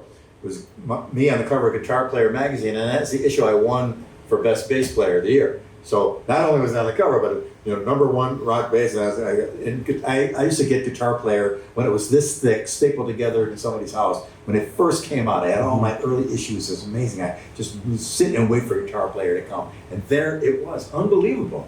Then there was a call that one of the local Buffalo guys had something for me. He comes up to my room, and the mayor declared it Billy Sheehan Day. And then the county executive said well, he was an enemy of the mayor, so we're making it Billy Sheehan Day in the entire Erie County. It's not just Buffalo. So it was hilarious. And I saw the first hint of trouble to come. Because when I was so excited about this, and I remember saying, "You guys, I can't believe it, the mayor declared it Billy Sheehan Day, unbelievable." And Dave's manager goes, "Yeah, when we play LA, they're going to make it Dave Lee Roth Day." And they didn't. And so it was the beginning of what I think was the beginning of the end, where Dave, because I think Dave's looking back, he's got Eddie and the crowd's chanting, "Eddie, Eddie." They're not chanting Dave, Dave, Dave. Right. And so at some point that might not have been to his liking. And I don't think he wanted it to happen again. The band got really bigger than life. And it wouldn't have and couldn't have, and we didn't want it to. We loved Dave. Any one of us would have taken a bullet for him. We loved this. I loved him so much. He brought me from obscurity, nothing but worry about my future, to I'm getting a paycheck. I get a paycheck for my retainer that was more than Tallis would make for the whole week, just for sitting around, hanging out, waiting for whatever. Yeah. It was just so great, and I love the man so much. So he didn't, but I think he got fed a lot of things from people around him. Were saying shit to him that just wasn't the case, and he started to worry about it. He didn't need to worry. I would have been. To this day, I'm loyal to the guy. But then that brings us to dun dun dun, Skyscraper. Oh. And I know how you feel about this. Billy told me, he says, "Yeah, people always come up to me and they go, like, my Skyscraper, that's my favorite album." And I'm like, Yeah, thanks. because he didn't really like the record, right? And now that I hear that dynamic, there's something brimming here under the surface, the dirty things that's going on down here. Yeah, it was all direct based. Do you think that was kind of Dave's way of sort of we did it. pushing it down and kind of, because it was so much of a departure. I mean, Steve still got to be Steve, and he still did his thing over top of it, but it was like a complete departure from the previous record, which had all that fun, it had that thing that just was that magic little thing, and it just seemed like, first time I heard the record, I was like, where the hell is Billy? I played it on Skyscraper, and they replaced it with a synth that went.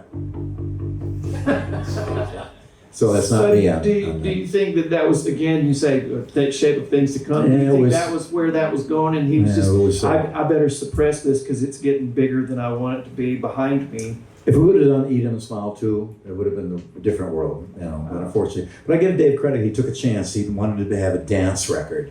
And he thought, if rock and dance connected, that would be the biggest thing in the world. Unfortunately, the dance people hate the rock people people hate the dance people, and never the twain shall meet. So as we see now, EDM and dance music is so far removed. I love a lot of EDM stuff, and I love a lot of synth things. I think the only person who ever pulled that off was Billy Gibbons. He pulled it off. Rhythm. Dance and rock, he pulled it off. And the other unsung hero who actually managed to do that was AC/DC Back in Black. Oh, yeah. Because all those beats are disco beats. The best stripper record ever.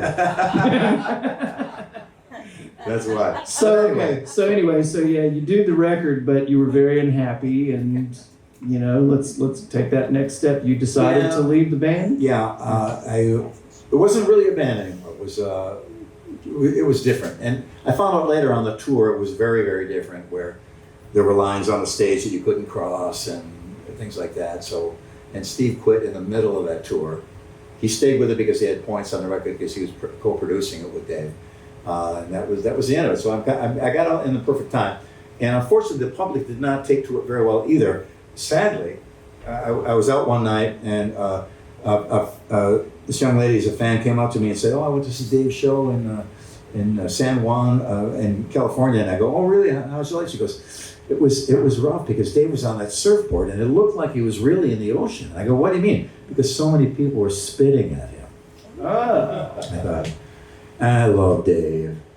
And as much as, I guess I could have taken some satisfaction in see, I knew it wasn't going to work, but I didn't know. I never predicted anything like that. But I just thought, man, the king of the greatest rock star, ever is getting disrespected like that. It's kind of heartbreaking. So I went on to start Mr. Big. Well, okay, I'm getting there. So you leave Dave's thing, and you told me it was pretty emotional because you really loved the band and everything. Yeah. And so there was so you've left the band. Was there a time period where you just kind of sort of sat back and said, "Okay, what do I do now?" Or did you immediately just say, "Okay, I'm starting this other thing and I know what I want to do"? Which ones? I was very lucky. Ted Templeman took me under his wing right away, and he was going to ironically hook me up with Steve Stevens to start a band. It was almost going to be Dave's guitar player. We tried a few things, didn't quite work out. We weren't always on the same page, but he's a wonderful guy and a great player. So I knew Paul Gilbert already because we used his band open up for Talos one time in Pittsburgh. I knew Pat Torpey already. I knew when I saw Pat, I goes, "Man, if I start a band, I'm going to grab him immediately." And no singer though, so Mike Varney, who found Yngwie and Tony McAlpine and Paul and myself and everybody, he goes, "I got a guy for you." He plays me Eric Martin over the phone. I go, "That is the voice, come on." Yeah. Just like Steve Marriott meets Paul Rogers, come on. Yeah. And sure enough, got together and we lucked out incredibly. The most secret, incredible good luck we had was Eric somehow was connected to Herbie Herbert, who was one of the most important managers in music, in the music business. Herbie Herbert was the guy who at a show at one point back in the 60s said, "Why don't we sell t-shirts at the show with the band's name on them?" Smart guy. The merch business was born. Winterland was the name of the company. Unbelievable. He went to see the Four Seasons when he was young, and they sounded amazing. And he went backstage and talked to someone. And he goes, "Man, this guy sounds so great. What is it?" They go, "Well, the PA system? Yeah, we take it down every night, and it travels with the band." Unbelievable. No one had ever heard of such a thing. And it was two brothers from Lidditz, Pennsylvania, and their last name was Claire, and that's Claire Brothers, and that's how Claire Brothers Audio started. Unbelievable. He's got so many stories like that. And then he managed Journey, put Journey together. Found Steve Perry, brought Steve Perry into Journey. He had the golden touch. So when I found out he might possibly be the manager of the band, I got very interested. So I went to San Francisco, had a meeting with Eric and Herbie, and I had heard about him already, the legendary guy, and he was into managing the band, and that was why we were successful. He made To Be With You happen. He made our deals happen. He cut us deals with Atlantic. He was in almost actual physical fights with Doug Goldstein, the president of Atlantic Records. Security had to be called to stand outside the door of the office, screaming and pounding and smashing between Herbie and the president of Atlantic Records. Unbelievable. About you guys? Yeah. And Herbie was there fighting for us. You're gonna sign him. I'll punch you in the face. He was the guy who got us into Japan, which was a huge success for us. And so he was instrumental in making everything happen. And then as a band, Mr. Big, we just started to get together, played songs. Eric was you could take a C-minus song, have him sing it to an A+. And Paul Gilbert, of course, just an incredible player, but a real melodic chord guy. I mean, he was known for his Racer X shredding, but the first song we jammed was I Don't Want to Lose Your Love Tonight by The Outfield. Oh, wow, cool. Everybody thought we'd be there. You know, it was like, I don't want to lose your love. And then we jammed Robin Trower, a couple of, songs like that. That's what we were all kind of into. It helped form the band as be kind of a Bad Company, Humble Pie, Spooky Tooth type of a band like that. And it worked out very, very well for us. But you found a way to sort of, you capitalized on what you had become known for, got together with another guitar player who was just as much of a crazy virtuoso as Steve, and you guys became another two-headed monster. So it just kind of, it was sort of, your Edeman smile too was, Mr. Big. Yeah, it was kind of really different that. In a way, anyway. Very true. It was a very nice logical progression for you, and it ended up just building the foundation under what you had kind of become known for. I believe so. And if we would have tried to imitate anything that was Dave-ish, I don't think it would have worked because Dave is Dave. No, you went a completely different. Eric was more Paul Rogers. And the songs were a lot more melody and a lot more stuff. And like you said, you had a lot more of the Steve Marriott and the free kind of Bad Company kind of thing laced in there. Yeah, absolutely. But with this, Well, with drills. Into that rush was basically, I heard it on the X. Yeah.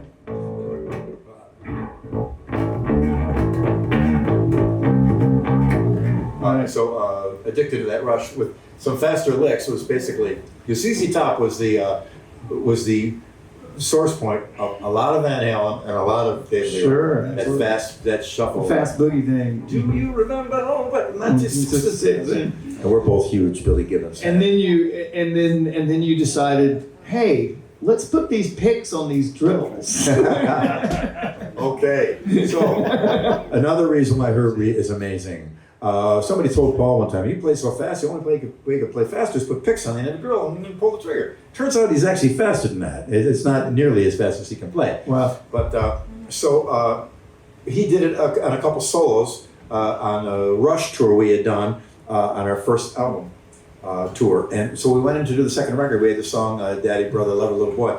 And at a solo section, so let's do the drill thing. They go, well, let's do it in harmony. Okay, bass, guitar, drill solo, and the noise of the drills into the pickups, and it was crazy, lunatic. So, unknown to us, in the middle of the tour, well, actually, we started a tour on that. Nothing happened. Suddenly, "To Be With You" broke. I'm making a long story short. And bang, we were #1 single, #1 video. So Herbie, unknown to us, contacted the Makita Power Tool Company and said to them, "We'd like to speak with you at possible some business." And so he flew the Makita guy and a translator and a Japanese lawyer into San Francisco and met with his lawyer and sat down and explained to these guys what endorsements were. They didn't even know they had an endorsement, how Michael Jackson's endorsement is this and this guy's endorsement, blah, blah, blah. And he said, okay, so Mr. Big is using the Makita Power Tools. They got a hit single, #1, all over the place. Oh yeah, they knew Mr. Big, cool and everything. And Herbie posed the magic question. He said, "We would like to have you do an endorsement deal with Mr. Big." And he said, "Yes. How much?" Herbie said, $1 million. And they said yes. It was a joke. It was a comedy. It was a comedy thing. Yeah. And we got. And now you got $1 million for doing, $1 million didn't go to our pocket, but the deal was for $1 million. Right. So we had $500,000 in tour support, then another $250 for something else, or whatever. Right. So it made our lives much easier. We all got a check, a significant check, not nowhere near that, but our piece of it was very good. Right. And Herbie, of course, rightfully commissioned it, of course. But that's how we got that deal. So God bless you, Herbie Herbert. My life changed. Wow. Because of him. And Makita drills. And then the Makita Power Tools turned into a thing because Paul Gilbert was doing a solo on the Rush tour, and he'd have the Makita Power Tool, and he's up there in the we're opening for Rush at the Omni in Atlanta. 20,000 people, sold out, unbelievable. We come off, Paul's into his little guitar solo, and he's got the drill. And what he meant to do was, I can't hear you. Oh no. But he had the drill in his hand. So he went like this, and the drill is now hopelessly, and his guitar is back, and he's completely lost. I was on the side of the stage, I saw it, I ran out, I touched Paul, and said, Paul, get behind my hand, get behind my hand. I did my emergency bass solo, you gotta have one. Looking over, what the hell's going on? So I found out later that he went back there, and the crew guys are waiting for him, and they had scissors. He goes, no, don't cut the hair, just. There's screaming out over the crowd is roaring and laughing and everything. Everybody's screaming. Go, just hit the reverse button and pull the trigger. Okay. So he hit the reverse button. Now it's braided. So finally they got the bit off and got it out and pulled it out there and he came out and the crowd roared. And it was, so after that, the Rush guys thought this was the funniest thing they'd ever seen. And they may have been right. And so after that, they would always leave power tools on the stage. Circular saw on the stage. I want to tell you something. I don't know if you even remember this or if you ever even saw it, but at the Eat Smile tour here in Nashville, that's where I saw you guys do your thing. And you came out and my head's blowing apart, I can't believe it. And you went doing Yankee Rose, and there's that part in the video where Steve runs across the stage and he twirls the guitar. And he threw the guitar, and the guitar came back and whacked him in the back of the head. And the guitar it was on, and the guitar just sounded like Godzilla farted. It just went boom. And Steve literally does one of these. And he's on the ground, and he's looking around, and I was close enough to see that his eyes were like dilated, and he was like that. And the best part was that Dave was up there, and he was, yeah, man, that looks like that hurt. And he just kept going. And Steve's now, and he kind of shakes it off and stands back up. For the whole rest of the night, he kind of looked a little bit like this. I think he kind of shell-shocked him. And the thing was, you didn't see it because I remember it. He's like on his knees, whang, and you're just over here going, Oh, there's Steve on his knees you're just again. killing it. What a showman. You're just killing it. You never even saw it, but I saw that. Man, Dave. So now I got the Sons of Apollo, Winery Dogs. Yeah. So we're gonna, we're moving. We're still on. No, I got some things. I keep checking I'm only at 8:30. We still got some time. I But got some things to give away too. So okay, but I tried to hit up some manufacturers for some tons of free stuff. They didn't have much, so I went into my archives and grabbed some stuff. So I wish I had something for everybody. Well, hopefully. So Mr. Big, you have a great career and it kind of does this thing, but did it kind of start to fade, and then that's what led you to the other bands and that kind of stuff? Yeah, it was with any band. Every band, there's the thing. We had ours. It wasn't, but ours was so little in comparison. I mean, I know bands were threw punches at each other that. Just did the most horrible, heinous, evil stuff and screaming and throwing people through the windshield of the tour bus. It never got that bad, but it was tension. And, we were hitting it for a long time. And then, just as To Be With You hit, the grunge thing was coming in. So around the world, we were still doing great. We outsold Pearl Jam in Japan 40-1. Mr. Big, but because Japan just didn't quite get it. What do you guys sad about? Yeah. We're happy over here. You're playing music. Aren't you supposed to be happy? But so things like that were going on. So it was a tough time. We just kind of came to a point. It just ran its course. Yeah. Paul left. We brought Richie Costin, and it was really amazing. He might have been a really great match for the band because he was a much more soulful player than Paul. But I think it was good because he was different. If you had a soulful guy and a soulful singer, it would have moved the band in a different direction. Mm-hmm. But Richie's great. Of course, I play with him now. He's like a brother to me. And there was as much of a chemistry thing with Mr. Big as there was with that Eat Smile band too. I mean, there was a thing. Yeah. There was a chemistry, and I think that worked for you guys for a really long time. When one guy leaves, as you know, I mean, I'm fans of a lot of bands. When somebody leaves the band, it's not the same. It's just not. Sometimes they get lucky and be successful, but it's still not the same. I love Bon Scott, AC/DC. That's one instance where it became better, but I still love the Bon Scott stuff. and I think the reason why Back in Black is so amazing, I don't know if this is true, but I think those were all Bond's lyrics and songs. A lot of it was. Yeah, so that was just and after that, they never But did. to his credit, Brian didn't try to be Bond. No, and he was amazing. Yeah. And that record is, well, they were on Atlantic Records also, and that record would go platinum every single year. It probably still does It equivalent. does. It does. Unbelievable. Every year. It's such a great It goes record. platinum I again. love that band. Yeah. So there you have it. So you get in, and now, then you've gone to Sons of Apollo and the Winery Dogs, and you're still making great music after all this time. Well, thank you very much. I'm very grateful, mostly to the fact that people come see us play, that folks listen to what we do, and they see the wonderful comments online and stuff. And you know, I've always been very close with the people that come to see our show. So much so I almost don't like calling them fans. I prefer calling them friends, because I came from a time when this would be our normal stage, and there was no dressing room. So after the end of our set, we'd step off, sit down with our friends, hang out with them at the table, drink some beers, whatever. Back in Buffalo, back in the old days, look at the clock, oh, time for another set to come up. So we're never separated out. And I feel like that now, and I'm glad I have the relationship I do with so many people that come see our band, flying from all over the world when I'm playing. It's really a great thing. So I'm supremely grateful. Everything I have, my home, my retirement fund, everything comes from somebody buying a T-shirt, a ticket, or a record. And I try to make that point in front of some other people, and I see them, it dawned on them for the first time. It worries me. How do you think all this happened? Right. You know, but that is how it happened. So I'm supremely grateful for that. Well, Right on. you live to tell the tale. That's Yes, sir. It's awesome.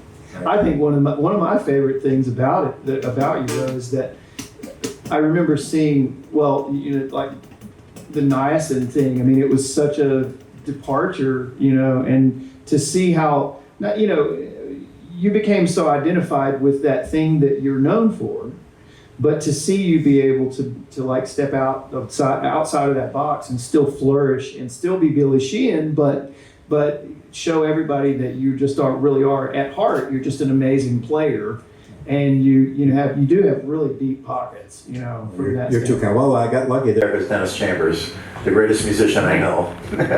Man. But we played the song. It's called I forgot the name of it, but it's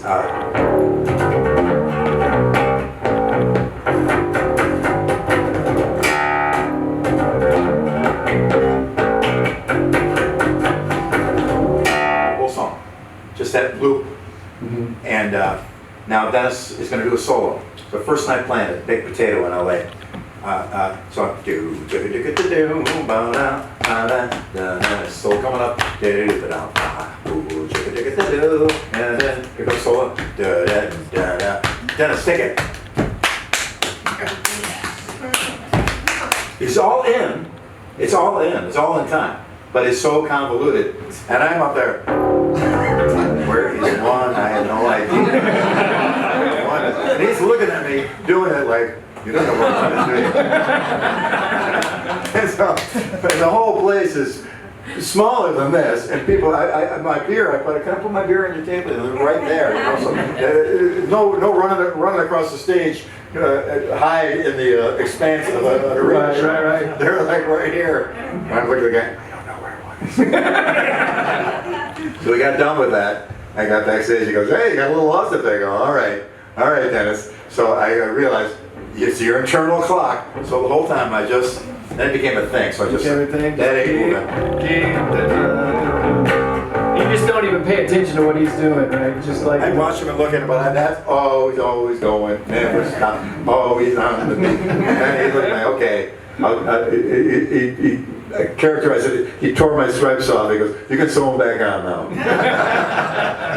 I learned so much from him. He's one of the sweetest, most wonderful human beings I know, too. And he had some health issues recently. He's totally back to health and doing great. And hopefully I get to play with him again at some point. But nice. I saw some kind of a thing that you were on. It was some kind of a bass maybe it was in LA for the Damn show or something, and it was just like a bass night where there was just all this cavalcade of just famous bass Stanley players. Clark thing? It might have been the Stanley Yeah. Clark thing. And there was just all of these, really great bass players. But the thing was, it was, and I remember thinking, one of these things is not like the others, because they're all like these, bass players, like Victor Wooten and that kind of stuff, and a lot of that sort of more bass thing. Flea was there. And Flea, he's kind of, this funky slap kind of guy too. And then, but the thing was, and it was kind of like, everybody was kind of like, Billy Sheehan's here, he's kind of like the outside rock and roll guy, isn't he, And Billy stomped their asses. I watched this thing, and they're all amazing players,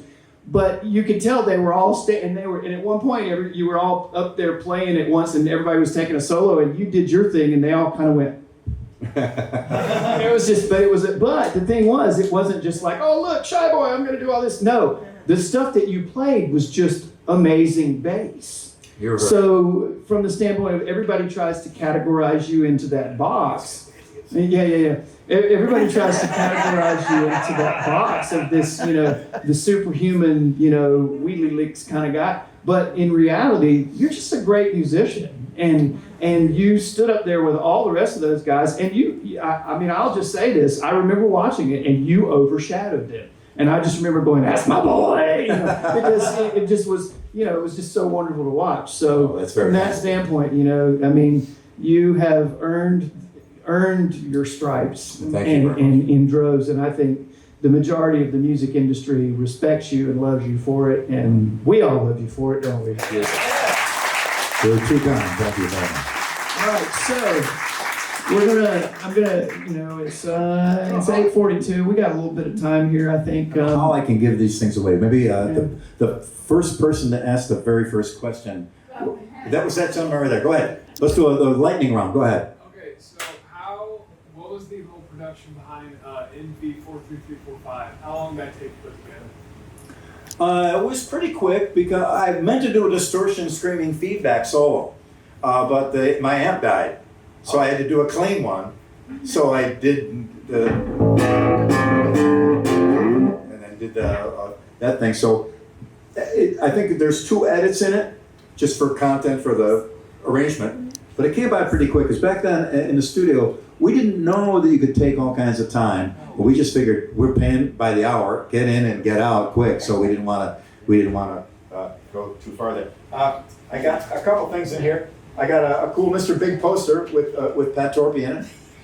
What If tour. Sweet. Would you like this? Yes, I will. Okay, could you hand that back to the chair? That's it all back, fellas. Ladies. Cool. Give that young man a prize. Who's next? Lightning round. Yes, sir. Right in front. So I actually got to see you at G3 in 2003. You guys did that crazy thing where everybody's playing on each other's necks. Yeah. How'd you put that together? Was this kind of a spur of the moment? Or was Spur of the moment comedy. It worked. I know. Well, it was at the Clapton's Crossroad Festival. There's a video of it there. And it was just great. Steve, I love Steve completely. He's like a brother to me, and the whole band, Tony McAlpine, Dave Weiner, Jeremy Colson, just great bunch. We had a ride, so we pulled off some shenanigans. And the shots of the crowd while we're doing it are, what the hell is it? So anyway, a DiMarzio, brand new DiMarzio strap, so in case you're doing work on the highway while you're playing. Would you like that? Yes, sir. You go. All right. John Statham is here. Yes, sir, John. Question about Talus. Was there ever a point where your notoriety and just your out-of-the-box type of playing and getting more attention became an issue with the band members? I didn't seem so. Not from my eyes. Maybe it was, and I didn't know. I could be that unaware, but I don't think so. Shoot, if I was in a band with that, I'd just be glad we were selling tickets. Absolutely. In Japan, they can make all these cool little things for us. And it's like a Mr. Bigley little face Weber thing. So it's been hot out, so maybe you'll enjoy that, John. Yes, sir, up here. You said you were very shy at an early age. Do you think that helped you with all the bands you made and the decisions that guys refused to let you join the band? Do you think that helped you being shy and forgiving towards these type of band members?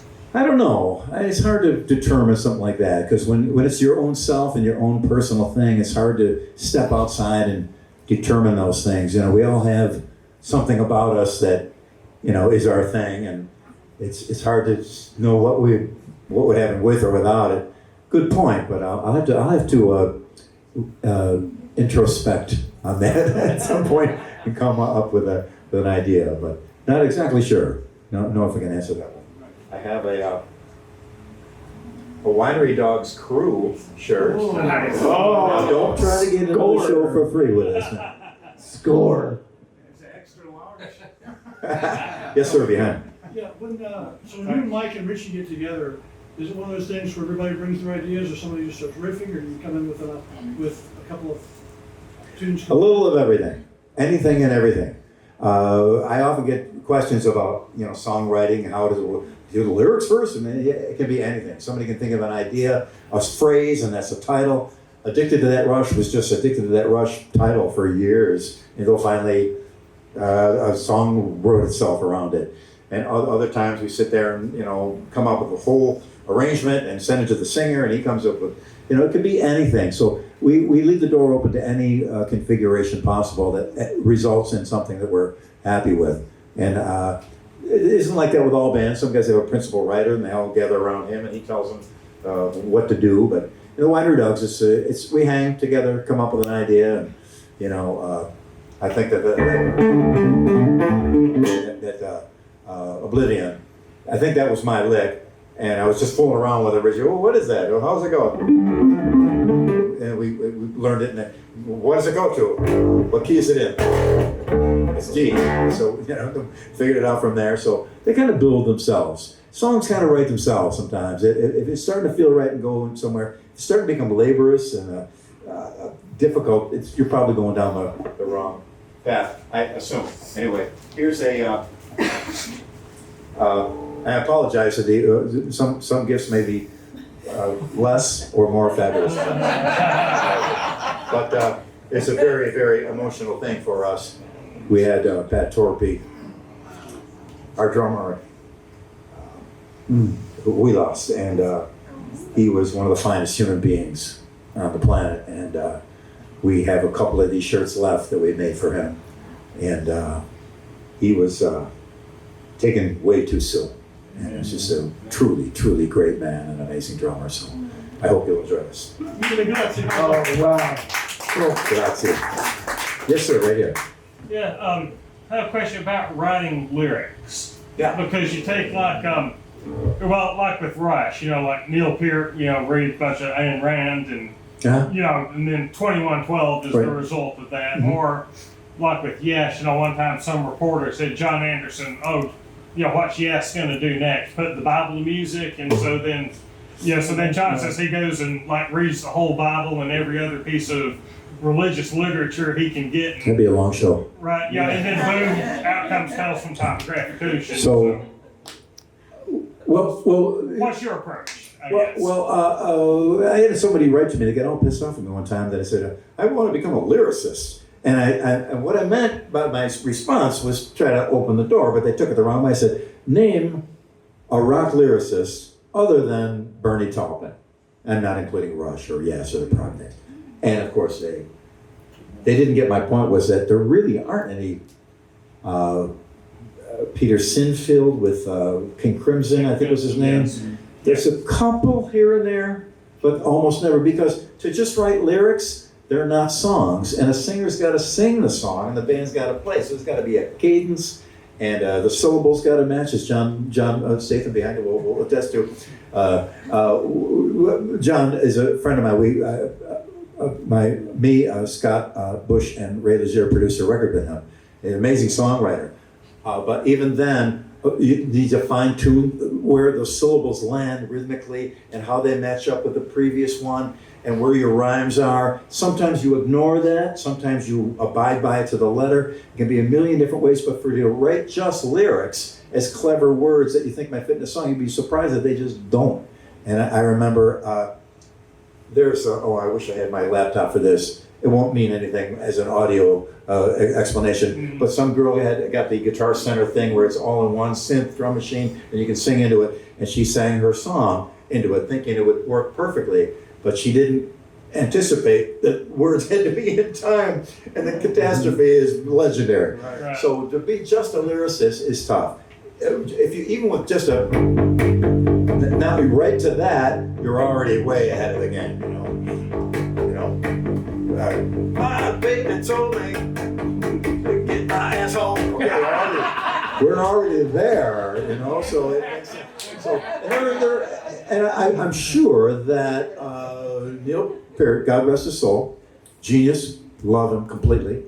I'm sure Geddy, to sing a lot of that stuff, they had to do some changes. Right. So many times when I'm producing a singer behind the glass, that you got to remove this syllable, remove that. Nope, that didn't work. Nope, think it's got to be another way to say that because it ain't working. And it's constantly right as Sink Your Teeth into that album. The singer was at the mic while I rewrote the whole song, Sink Your Teeth, into that. I kept a couple of lines. And how many times you see 8 lines, every other line gets crossed out, don't even sing it. There's no room for those lyrics in there. So there's a lot that goes on. Hopefully Todd, being very well aware of this situation, was going to do some songwriter possible events here as well, here at Land Music. We're hoping to make this a spot for everybody, no matter where you're at in music, but a good songwriter night. And it'd be nice, John, you and I bring a song and show people what I do to you poor man. Geddy said that one part of the challenge was a lot of times taking Neil's amazing lyrics and then having to, okay, I got to make this fit. Yeah. I got to do this and that. And he said the best part of it was that once he wrote the song and gave it to him, Neil didn't care. He was just like, well, whatever you can make it work. And if you have to scribble something out, he would work with him and say, okay, I can't do this line this way, so can we do something else? And Neil might make a change for him or something. But plus, he was a drummer, so he has an idea he had an idea of a cadence in his head, probably. Yeah, so it goes deep. It goes deep, and you can think how the simplest little song. But you find those things falling in place. You hear some of the classic songs like Fly Me to the Moon, Let Me Play Amongst the Stars, Let Me See What Life Is Like on Jupiter and Mars. Perfect. Oh man, that fell right in. Right. Amazing. Look at the sentiment you're saying. Mm-hmm. So you can combine that with a message that is amazing, where it all rhymes, it goes together and falls together. You have a song that lives forever. Right. So and there's a lot of great books on it too. There is research and things you can do to get an idea what others did. And when you hear the Beatles doing the demo for yesterday where he's singing Scrambled Eggs, no, a lot of times you blah blah lyrics, blah blah da da ba ba ba ba ba. Okay, what's you sold me that's it. And then you make up a lyric to these syllables. There's a famous song by Genesis. The closing song to The Lamb Lies Down on Broadway, which is this 2-album long story. It's the final song, is the punchline of the whole record, because this guy's name was Ray L. So it's all about Riel, and the song's name is It. He's talking about it is this and it is that. It is cocktails on the roof. It is it, and the final grandiose song and the thing, and the last thing you sing is it is real. It is Rael. The whole thing was a analogy of the lamb lying down on Broadway, a whole religious thing that nobody got. Nobody got the religion in it at all. But in the end, the last thing, it is real. It is Rael, Israel. And I thought, this is he must have sat for hours and figured out this. I got the demo. He's blah-blahing. Blah, blah, blah, blah, blah, blah, blah, blah, blah. He's blah-blah lyricing through it, and then later he filled in the blanks. Amazing. So, whatever the process is. Yeah. Let's see what I have for you, sir. Parting gift. I've got how about this? Actually, was still wrapped. Oh, it's another Pat Torpey show. I had a couple extra of these for our dear friend. We're in good health, my brother. Thank you. All right. Another lightning round. Yes, sir. What led you to do a double deck instead of a 5-string? It's the four is a thing. It's a thing that you got. It's a viola players know. There's that arc of those 4 strings is just a thing. There are 5-string violas and 6-string violins, but there's a thing to that. So the 5th string flattens the neck a bit. And for my fingers to go over it, I got to change my position. And it's harder to grab a string that isn't on that arc and sticking up, that it's flat. It's harder to get it. So I noticed that. So on the, what he's asking about is on the, yeah, thanks, bro. On this double neck, it's very lightweight too. Not. I'm lying. I'm lying. It's One of our guys had to carry it to the car for him one time. He came back and said, "God damn, that thing's heavy."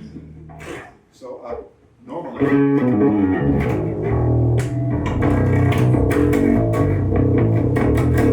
So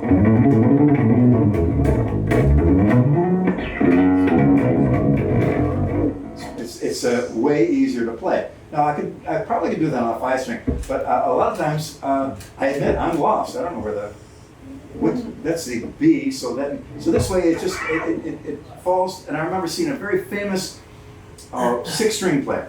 I won't mention his name, but he had a 6-string bass, and under the 4 strings was a regular fingerboard, but there was a different color fingerboard underneath the 2 outside strings, so he knew where he was. I didn't fool me though. So there's that thing. And you see with the giant low B thing, but now you've got that arc to grab those strings. I'm a finger player. I need to catch with my hands. So it just and plus again, people hear with their eyes. So you come out with this thing, and go, wow. I came out with a 5-string, and yeah, so It's all about the show. Hair in the shoes, baby. Hair and shoes. But that's the idea. The 4-string to me is what I'm used to. I played for 50 years, so if I would have started on a 5 or a 6, I might have gone there. Well, the spacing's different too. What? And the spacing between the strings. Yeah, that drove me nuts because it has to be. Now Yamaha makes a TRB bass, and the spacing is normal, but that means the neck is giant. But I don't care. A big neck is not a problem. Tight spacing is. When Steinberger made all the great headless bass, the nut was this wide. When I got it, I tried. I eventually had to abandon it because I couldn't play it. And the strings down here were super tight. So on a 5-string, that kind of happens too. It's just you can't get in between them to play, and they get in the way. And all kinds of, there you go. This girl doesn't get much of a chance to shine. But this is my original P bass. All wear is natural, and it's salty if you lick it. Don't lick it. Because you know where that salt came from, don't you? Got my DNA, and I got to be able to commit a murder because I got my DNA all over the forensic files and watching that. But this is. It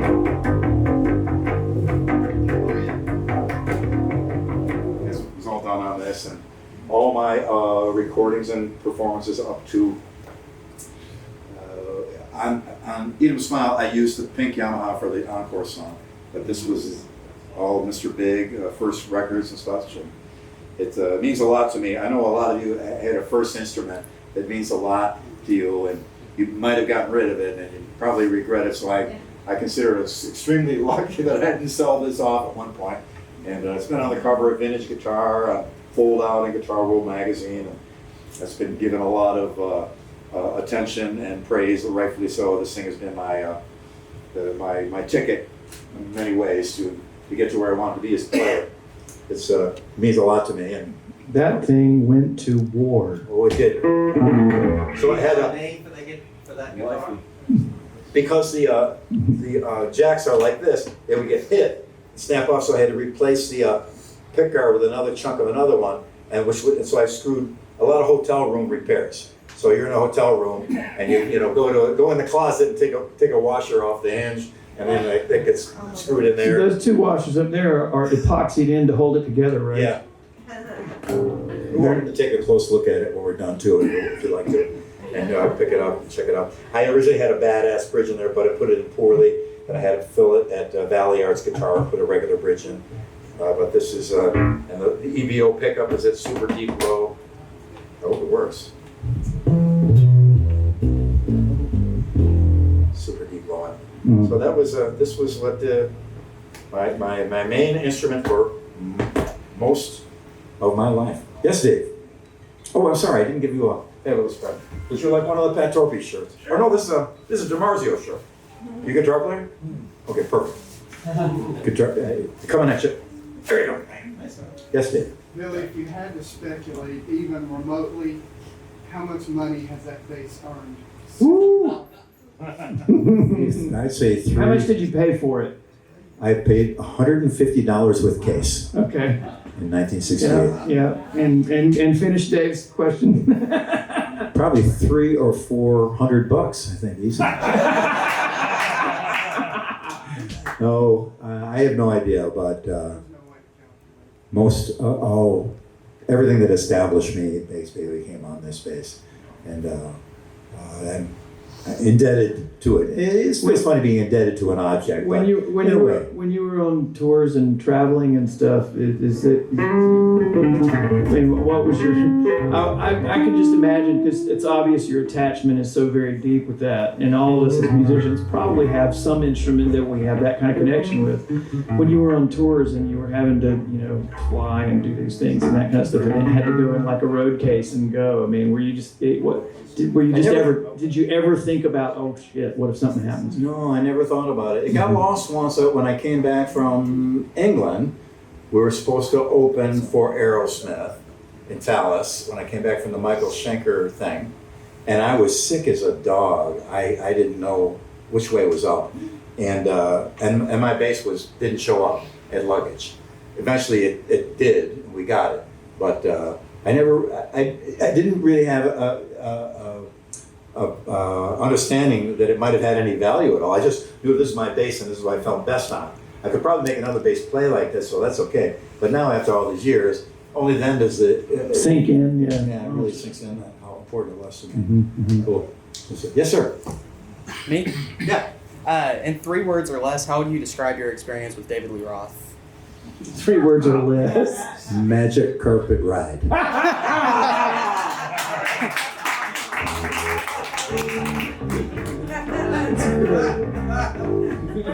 It was an adventure beyond my wildest dreams, and also fulfilling my greatest desires to play in Van Halen was close enough, and it was amazing. I still love him dearly, and close enough without stealing Mike's gig, right?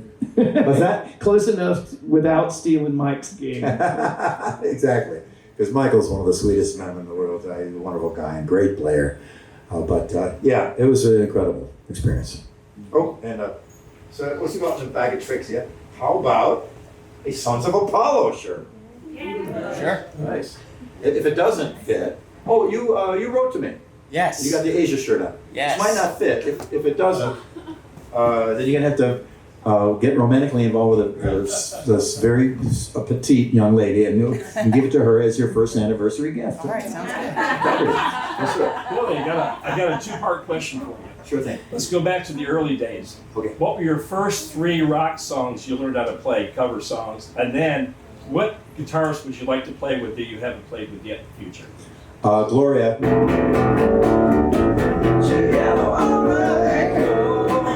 Gloria was the first, and then.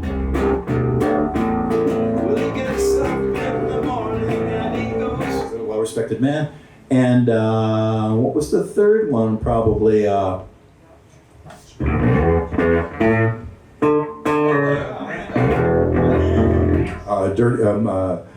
Muddy Water, Dirty Water. Oh, Boston, you're my own. Down by the River Charles. Remember the lyrics. Guitarist, I would have loved to have played with Paco de Lucia. I don't think I'm good enough to have done it, but I just loved him so much as a musician and artist, flamenco grandmaster. I would just, carry his guitar for him if I could. Cool. And let's see what we got. Oh, another set. Another DiMarzio shirt. Are you a guitar player? No. Oh, you know a guitar player? But, yes. But I wear a t-shirt. Cool. Behind my friend Mark there, that gentleman. One of my former. Yes, sir. You. Hi. So you played in a lot of amps. As a bass player myself, I'm trying to find like a new sound. Like I'm always searching for a new sound. Like what's the best bass amp you've ever played through? Like personally. Well, the classic bass amp is the SVT. Yeah. What Marshall is guitar, it's the guitar. SVT is to bass. Yamaha purchased Ampeg. And now their new SVTs are quite awesome. I play Hartke, and I'm loyal to the company that I endorse their products. Hartke makes great stuff. And I won't be leaving them to jump ship to Ampeg. But the new Ampegs are very nice. The Hartke are pretty rock solid too. The LH1000 is a lot of watts, no fancy things, 3 knobs and a volume control, and that's it. So it's your hands though. It's always going to be your hands. There may be a little bit of frosting on that cake with your amp, but your sound is going to come from your hands. Today at the NAMM show, there was a young lady playing stand-up bass and singing, just a brilliant talent. And her fingers were torn apart because she hadn't played in public for a long time. And I was telling her, that's good, because you're going to get a big callus on there now. You get a callus, that's where it strikes the string. And that's the nature of your tone, is your hands get calloused and strong and push against the thing. A lot of your tone is going to come from that also. So it's not always going to be your amp. And I wouldn't worry so much. I never worried about having a sound as much as I wanted to play so I could hear the notes in the song we were playing. And that was it. I wasn't trying to, for anything else. I just wanted to hear those bass notes. So when we played it,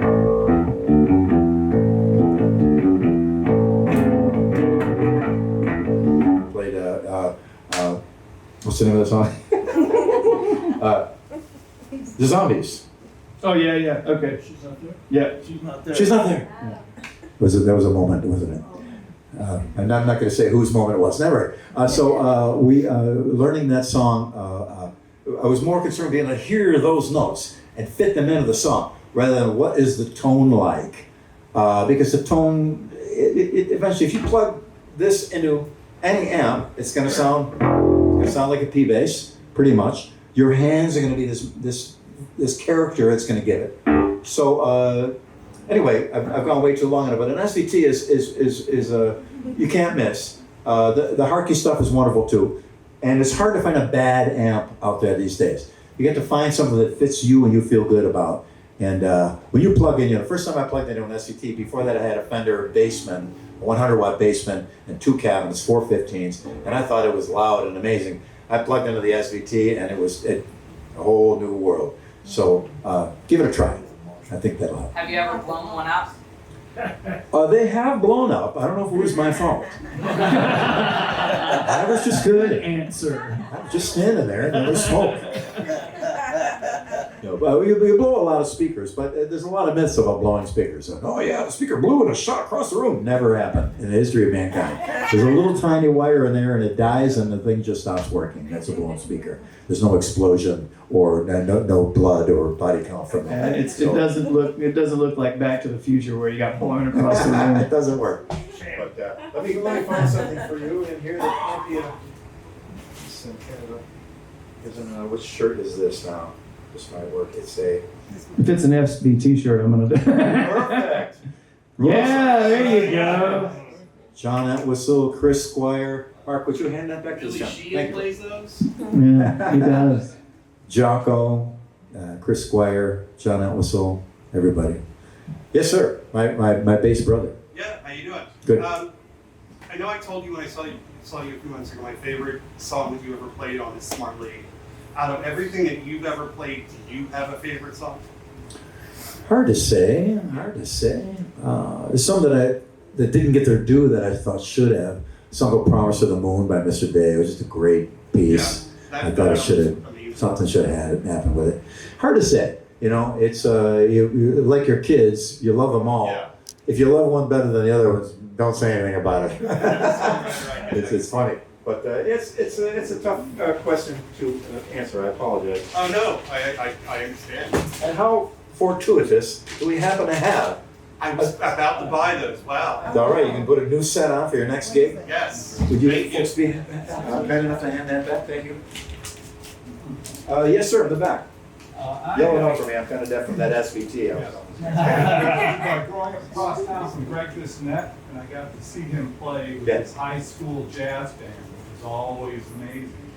And I was curious about the process, how you guys got him in with David Lee Roth. What he was doing, and then we did an open casting call, and everybody there's a line around SIR studio instrument rehearsals, and we learned how an amazing thing that day.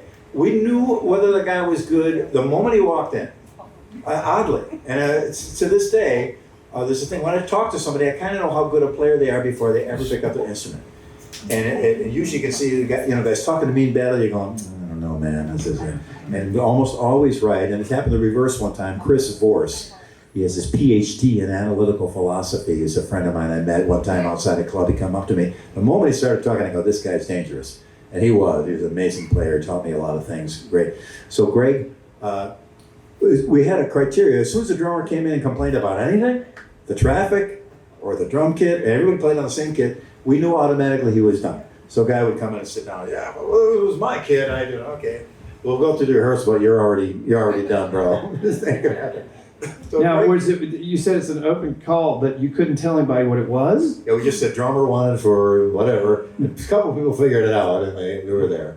Roxy Petrucci, the drummer for Vixen, yes, was a friend of ours hanging out with us with the David Lee Roth gang because Steve's wife Pia was in Vixen, so they all hung out with us a bit. And she came in and sat down, and we thought, wow. And we went back and told Dave, we got a girl drummer. And I know in Dave's mind he went, Alex, they'll stick it to Alex by getting a girl drummer, but we decided not to do it. But she was pretty great. That actually would have been pretty cool. Pretty amazing. Yeah. So Greg just came in, like, hey, what do you want? Sit down, and Steve goes, give me a 5 into a 7 and then break into a 4/4. What do you think? Okay, great. What about this? What about that? Try this. Okay, give me a groove on that. And he was just all nothing but enthusiasm and up and alive and bright, and we just a joy to be in the same room with. You're hired, bro. It was just great. He came in and he was so diligent. Steve gave him a bag of cassettes of the songs we were working on. He transcribed everything. Came in the first day and had everything learned completely. So we sat down to do our first couple times run through with the songs with Dave. He knew them cold. He was amazing. He came so prepared. He had done his homework. He was amazing. And I remember he told me when I saw him the other night, I'd never heard the story, that Dave leaned over and said, how did you learn these songs so fast? He couldn't even imagine. So he was, it couldn't have happened to a nicer human being too. Greg is one of the finest people I know. Are you a bass player? Yes. Well, I have a set of little songs. Awesome. Yeah, hand those back then. Yes, sir. Couple last ones, yes, sir. You here? Yeah, thank you. It was way cool to hear what a huge Van Halen fan you were. It's neat to hear somebody at your level be a fan of somebody. Oh, yeah. So you have played with so many legendary players, guitar players, drummers, keyboard players. Who were you most uptight about for that first rehearsal? I hate to use the word intimidated, but... I don't know if there really has been a situation like that. Okay. I don't know why. There should be. I just can't recall any offhand. But you never really in awe of anyone. I mean, just kind of like, whoa.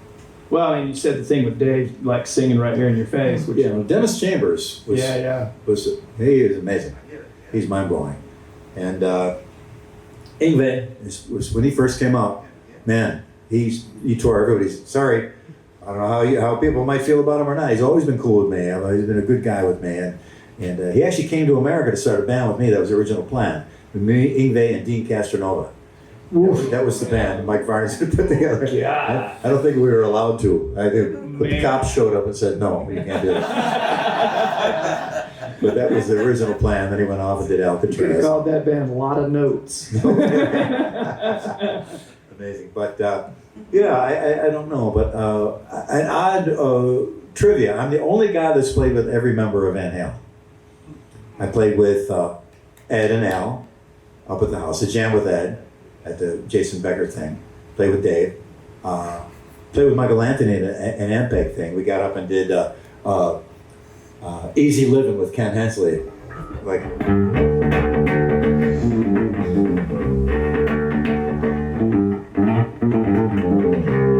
This is the place I've ever been before. That song, anyway. I won't sing anymore, I promise. So we did that. And then I did the Who tribute with Mike Portnoy, Paul Gilbert, and Gary Sharon. there's only, and I jammed with Sammy for a benefit for his drummer's wife passed away, who was a dear friend of mine also. And then we played together at Rock and Roll Fantasy Camp one time. I was a counselor, my campers were in the audience, about 600 people, and Sammy's on stage, and one of my campers said, I swear to God I didn't tell him to do it. He raises his hand and goes, Sammy, why don't you get Billy up here to play a song with you? And I'm like, shut up, And then, so I get up on stage and, hi, nice to meet you. First time he goes, you know any Montrose songs? I go, all of them. We played Space Station No. 5 together. It was so cool. It was amazing. And then the only other one left is Wolfie. And I didn't play music with him, but when I did the benefit for Jason Becker, and questions that don't need to be asked. He said to me, do you want to, I got a private jet, you want to fly back with me? Yes. So, I love him so much.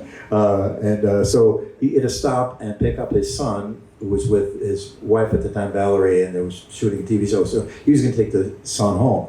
So Ed wanted to sleep on the flight, so I took Wolfie, and I did some number games and drawing, got some pencils and everything. We colored things and drew dinosaurs and things. So I played with him. The only guy. So. I have a. Let's see. Are you a bass player? I am not. I'm a drummer. Well, this works for drums too. It says a very kind fan in Japan made this a little Japanese. It says 4-string master. I'm not going to make the joke, so there's mixed company. The 4-string master, and though it works with drummers too, to keep the sweat out of your eyes. That's way cool. Thank you so much. Okay, I think we got time for one more because people are going to want to. This one right up front, yes, sir. So, I think it's really awesome. You've been coming here and doing these lessons with students. Have you been working with a lot of the younger generation playing lately? A lot of the Younger generation? some of it, not as much as I probably should. Some of it. I was wondering if you have any advice for any of the younger students you teach, or if anyone here getting into the music industry, this new incarnation where everything is really freaking weird, honestly. But yeah, I was wondering if you had any advice. I just think the key is to play songs, play them live, and a very important point, if you can do it, sing. Singing moves things for any. They have The Voice and American Idol. There's no bass players on that show. It's all about singing, and it's all about singing songs.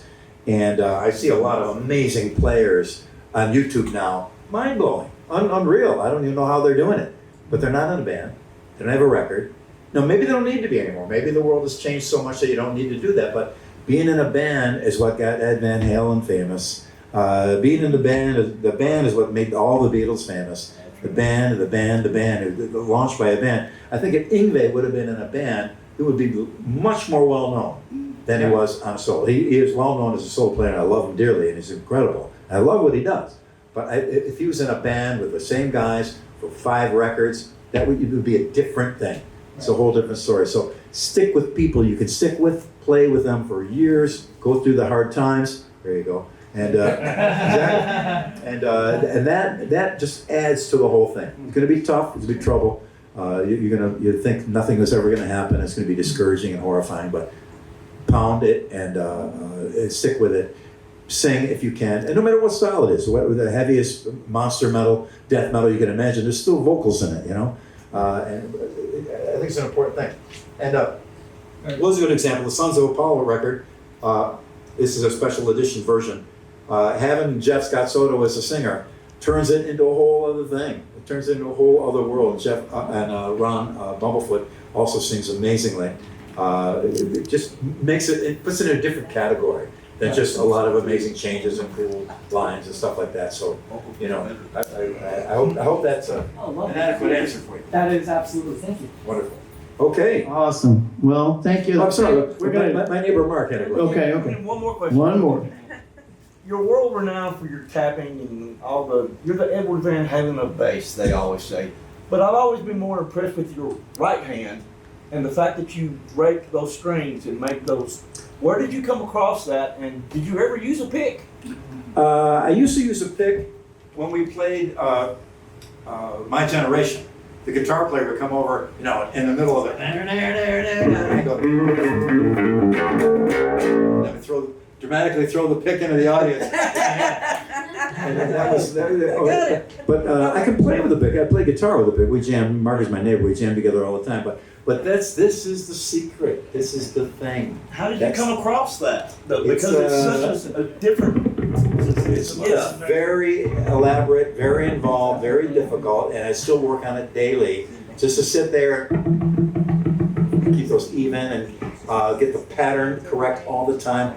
But I found out that there was another guy that did it before me. There usually is, no matter what you do, who did it almost exactly like I do it, and that's a guy named Niels Henning Orsted Pedersen.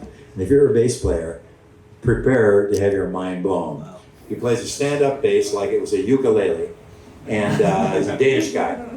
And we were talking about this earlier, Donald Lee. That thing, super fast, and Jocko did on his first solo record. I never thought, wow, a bass player playing Donald Lee, that's amazing.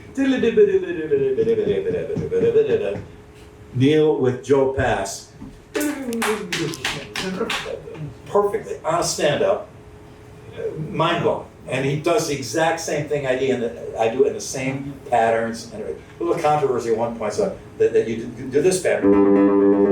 Ring middle, index, ring middle, index. So I said, no, it should be making this finger work twice as hard. Or the backwards isn't natural, you normally do that. Right. So all those things came into play, the natural motion of my hands, and a lot of work. Because most everything we do is in 2 and 4. Right. I was So going to doing say, it you've with got 3 fingers, you're doing 4 counts with. So you end up on a different finger, right? Does it sound like 4? Or does it sound like? It sounds like. So getting that to sound like 4, I work on every day. That's awesome. Yeah. Good to see you. Thanks for being here, Mark. Well, It's so fun. I think we can all say it's an amazing experience to be around this man, mostly because of his humility and how real he is. You will not find a more real person in the music business than Billy Sheehan. You're very Thank you, Scott. You're very kind. And coming from incredible talent as yourself, Todd is a spectacular player and an incredible performer, and I thank him very much for having me here at Lane Music and doing our master classes. We're going to do we'll announce first weekend of August. Yeah, we're going to do Saturday and Sunday. three spots per. 3 spots each day. So. And our friend Cody videotapes the whole thing, so you have it you have a record of it, and it's always a good time. And I get to see great players and watch people change and catch on to things that they might not have known. During the course of what we do, it's an interesting process, and we're all friends afterwards too. It's pretty cool.